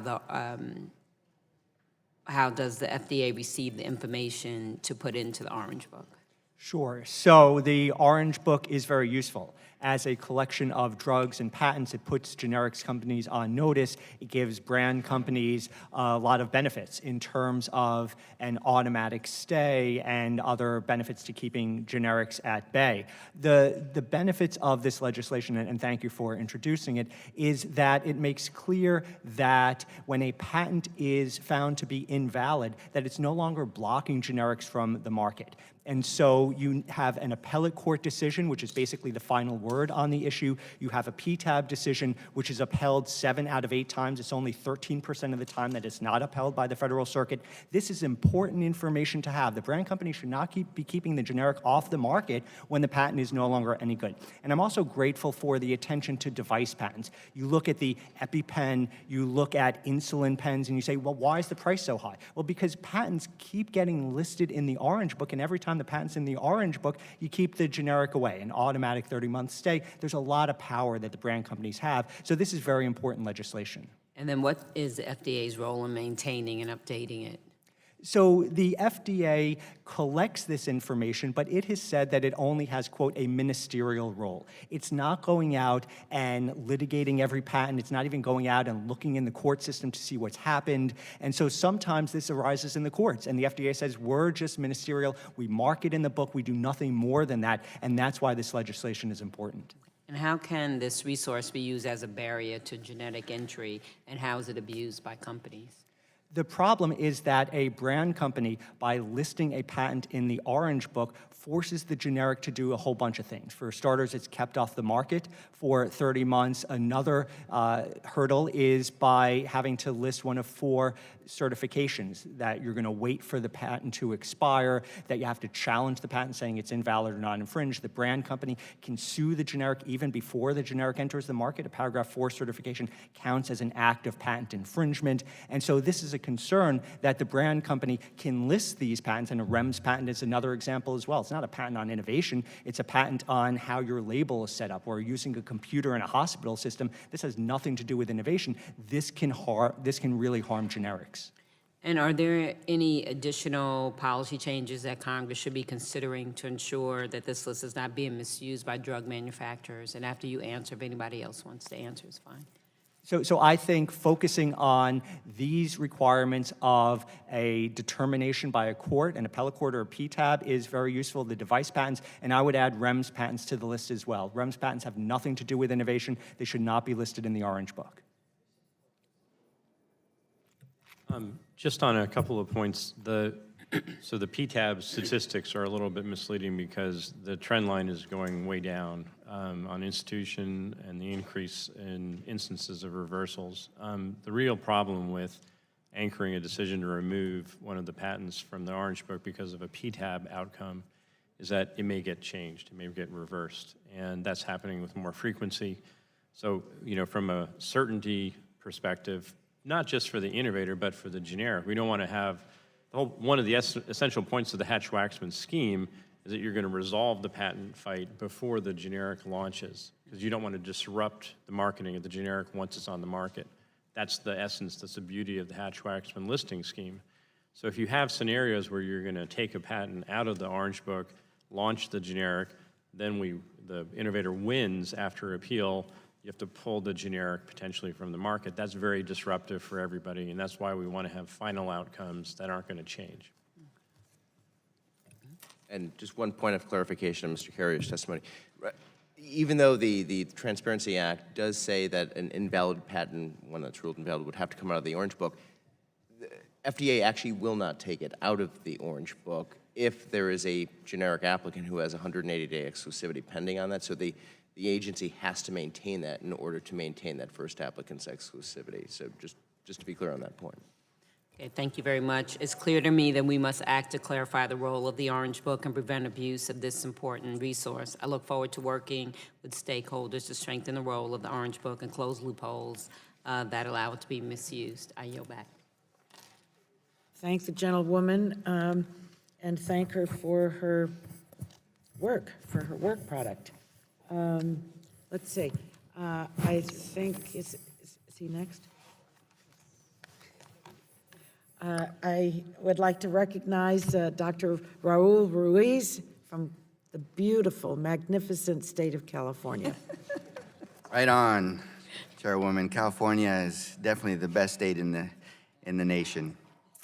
Mr. Booton, I want to thank you for joining us today to share your experience representing a coalition that brings together over 160 million patients with chronic diseases and disabilities.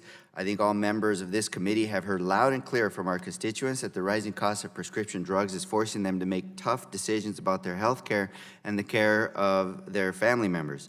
Both in the farm worker community where I grew up in the Coachella Valley, and when I was practicing in the emergency department, I saw many families who had to choose between filling their prescriptions and putting food on the table. In fact, I'll tell you a story. I was doing some policy work out in a rural community church, and after I left, I noticed one of the participants digging in the trash. And I went over and I said, "What are you doing?"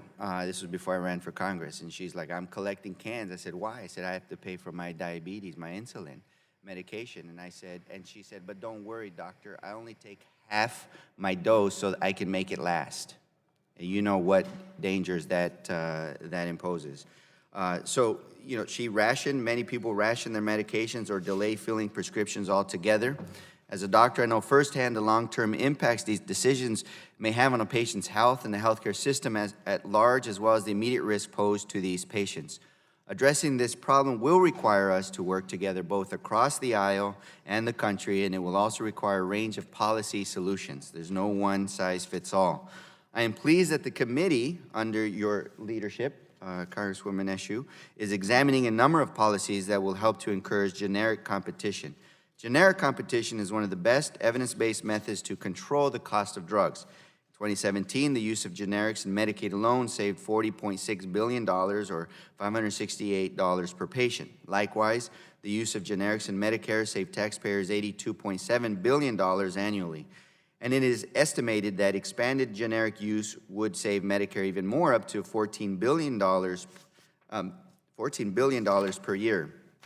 While not a silver bullet, generic competition is vital in saving money for taxpayers and out-of-pocket costs for patients.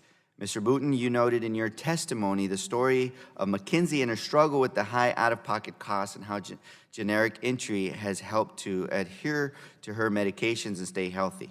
My question is, how would increased generic competition help your members? And I know that the National Health Council represents a wide array of patients with multiple health conditions, so how would generic competition help your members? So there are 160 million people in the United States living with one or more chronic conditions. Many of them use medications to treat those conditions. Many of them rely on generics. When they have the generics, they're able to dramatically drive down their costs. We have done a great job of expanding access to insurance. We have an incredible number of people who are underinsured, who are running into out-of-pocket expenses that are, to your point, causing them to make decisions about rent, about food, about foregoing that for their family's college or education. The decisions that they are making are becoming huge, and their long-term costs are huge. How much costs are they bringing home in savings?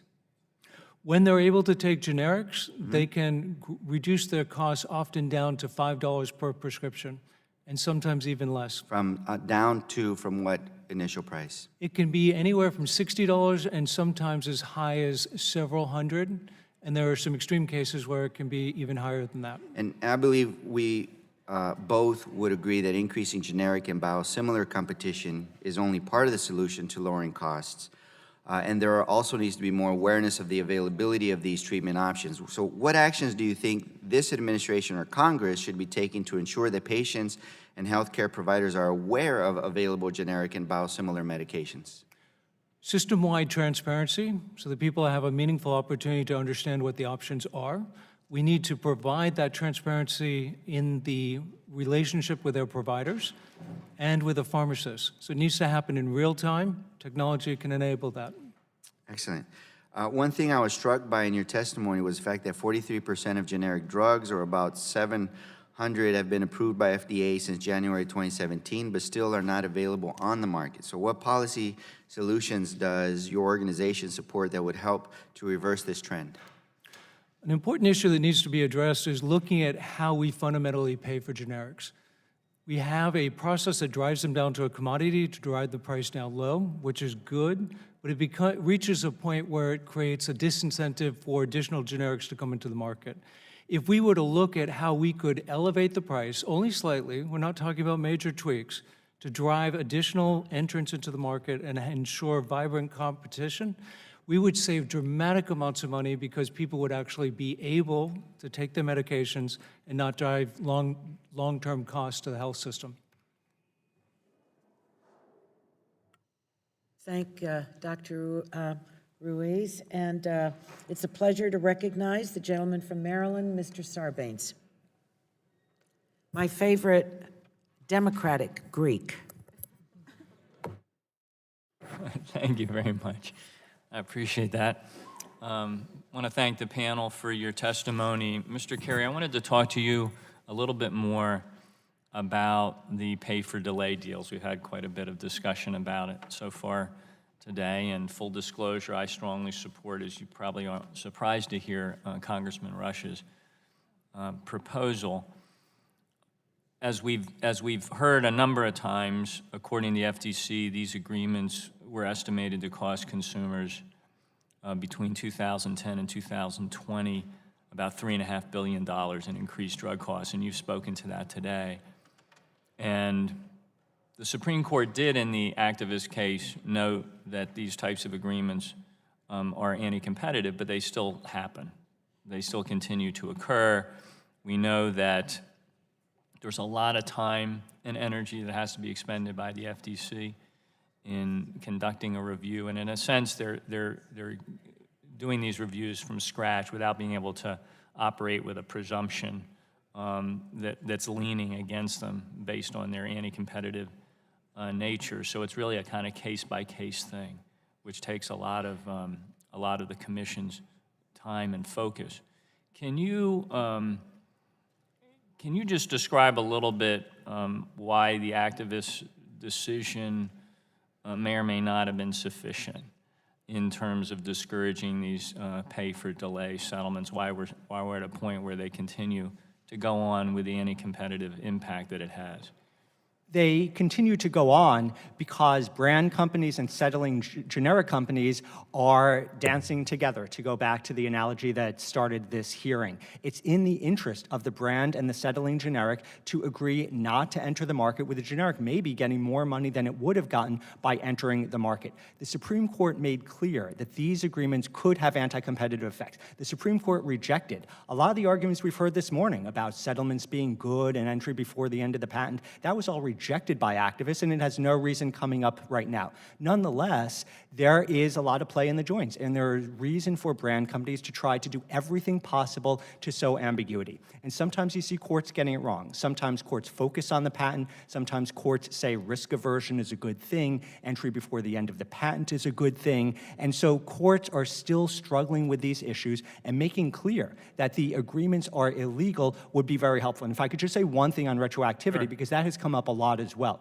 And so the bill is absolutely clear that there is no penalty until after the date of the agreement. And the only retroactive part goes back to June 17th, 2013, the date of activists. So it's only retroactive if you're going to ignore the Supreme Court. The Supreme Court said it was illegal to enter into pay-for-delay settlements. And so there's complete notice that the parties then would be violating the law. Thank you. And the value of creating a kind of bright line standard here makes a lot of sense to me. Obviously, it would put the agency in a much stronger position because it would come to these cases and these pay-for-delay deals with a presumption that they are anti-competitive, they're illegal, and would be able to take the kind of steps of enforcement and oversight that would provide. And I know that there's been some pretty stark examples here. Humera entered into 8 different patent settlement agreements. I was very happy to work on a Biosimilars Competition Act that we were able to get passed into law last year, as you may know. Before that, they weren't even required to report these kinds of settlements to the FTC. But I think what Congressman Rush has proposed makes perfect sense in the wake of the activist case. It makes perfect sense when you look at the burden that it places on the FTC to have to do this review on a case-by-case basis, and what the new authority that they would come with if we were to put Congressman Rush's bill in place. So I very strongly support it, and I appreciate the testimony that you've offered today, which certainly provides further justification for the proposal. And with that, I would yield back my time to the gentlewoman. I thank the gentleman, and especially for his patience, because this has been a long hearing. And speaking of patience, the tenacious, the patient, gentlewoman from Illinois, Ms. Schakowsky, for 5 minutes of questioning. I want to thank you again, Madam Chair. I'm waving on to this subcommittee, and you've been very generous in that, and I appreciate it so much. In the 114th Congress, I first introduced the Fair Drug Pricing Act, which would require pharmaceutical manufacturers to notify HHS and submit a transparency and justification report 30 days before they increase the price of certain drugs by more than 10% or by more than 25% over 3 years. Though the bill will not prohibit manufacturers from increasing prices, it will, for the first time, give taxpayer notice of price increases and bring basic transparency to the makers of prescription drugs.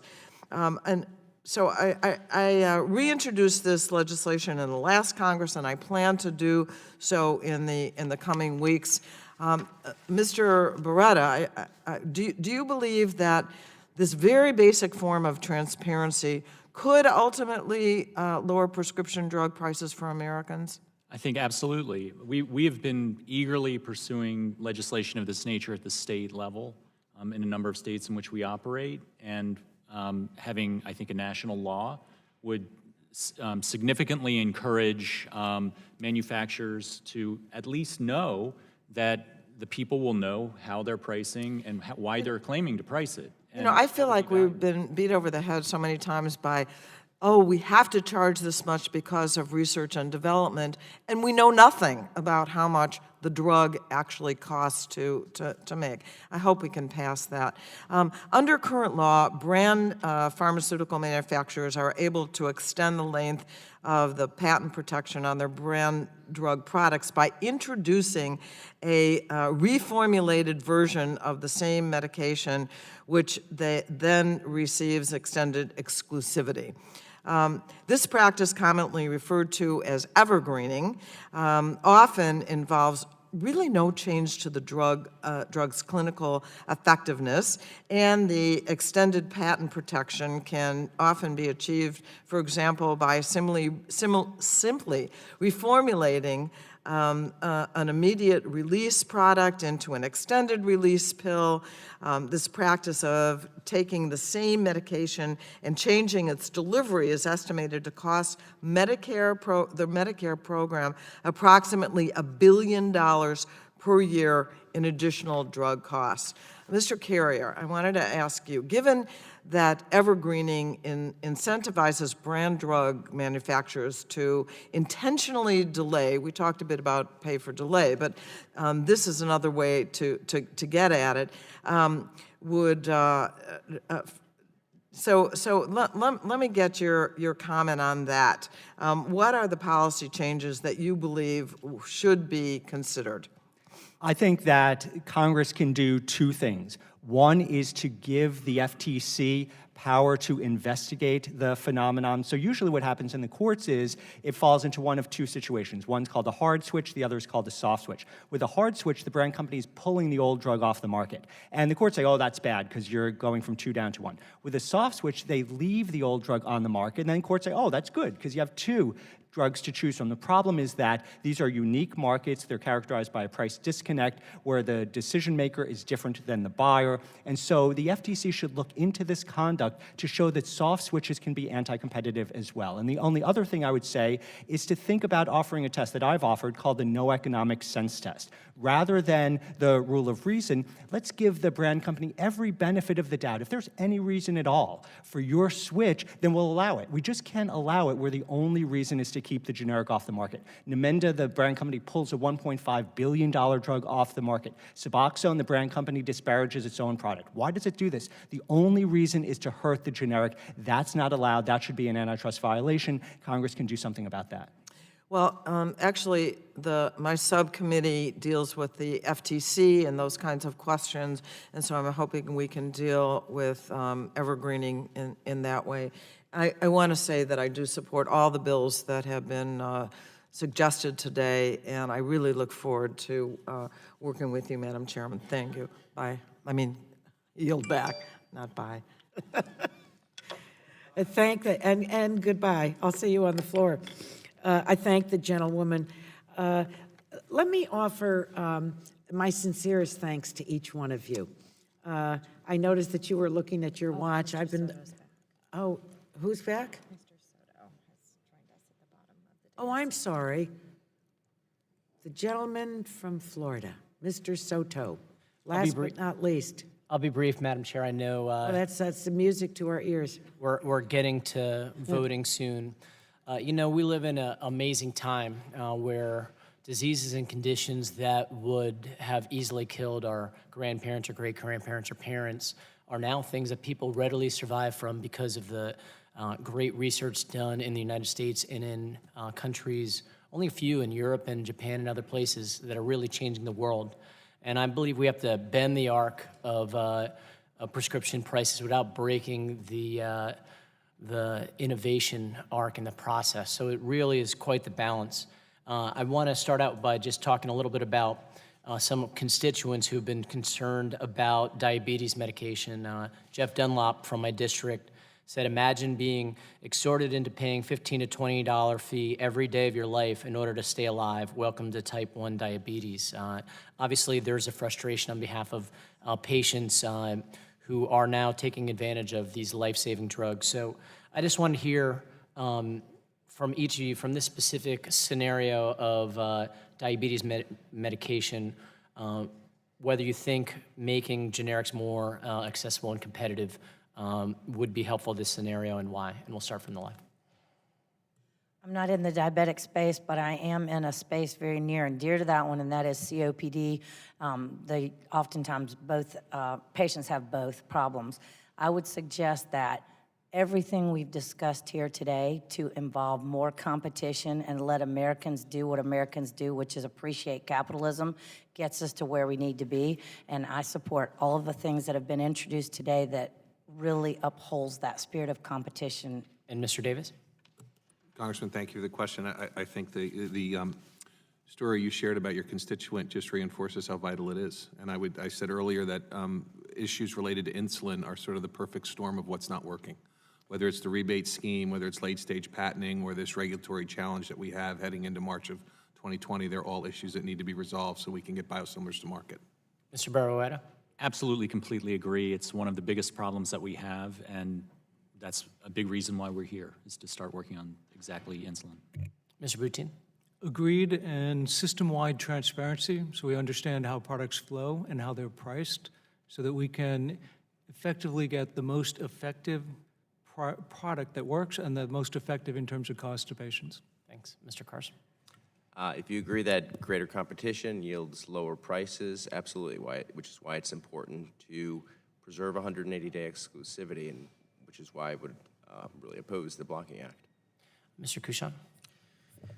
So certainly everybody supports generic drugs' role in driving prices down. I think what we all hope for is the technology that we're living with today gives you the solution that you don't need to take that drug every day. We're seeing cures for diseases that were incurable before, delivered by biotech and these amazing innovations. So we want to make sure that we drive both solutions. We want the solutions that solve the bigger problem, which is having to take drugs every day.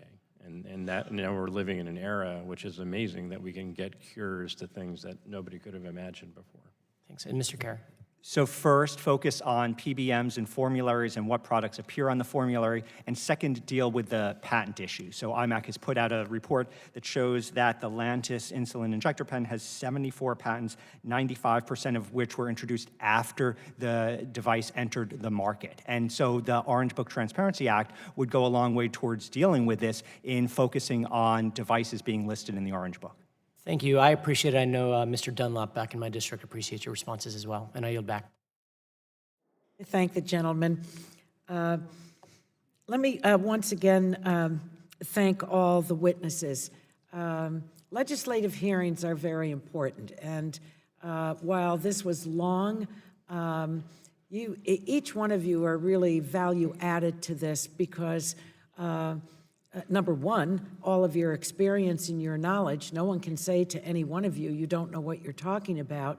But it takes it a step further in terms of where you were hesitant, what you support, the recommendations that you were making to us on the 7 bills in order to improve them. So I can't thank you enough. This is a worthy experience on behalf of the American people. And I'd also like to add that I hope from where you sit that members from both sides of the aisle were a source of inspiration to you for the work that they are doing together in order to produce legislative products that are going to, again, be worthy of the American people. I think that we're a can-do committee and that we can certainly bring the costs down, close the loopholes, protect the innovation. The United States of America is the leader in the world. You can't, but no one can point to any other country that produces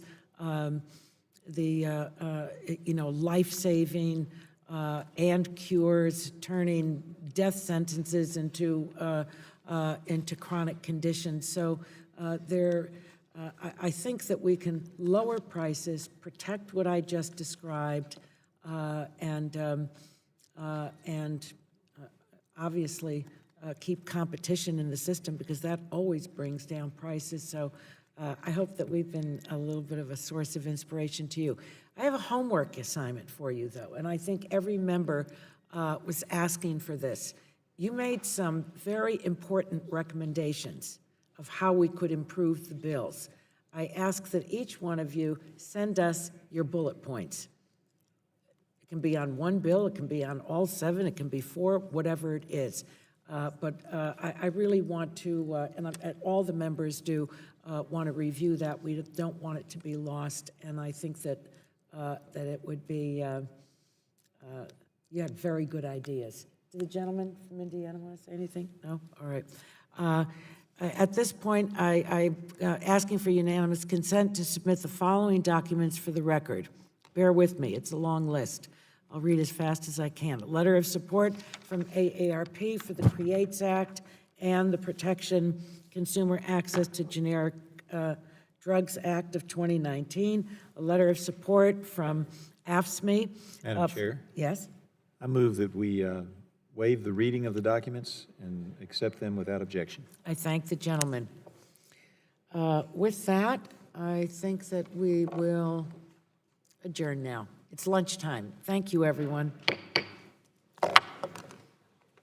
Beyond lunchtime, thank you for doing that.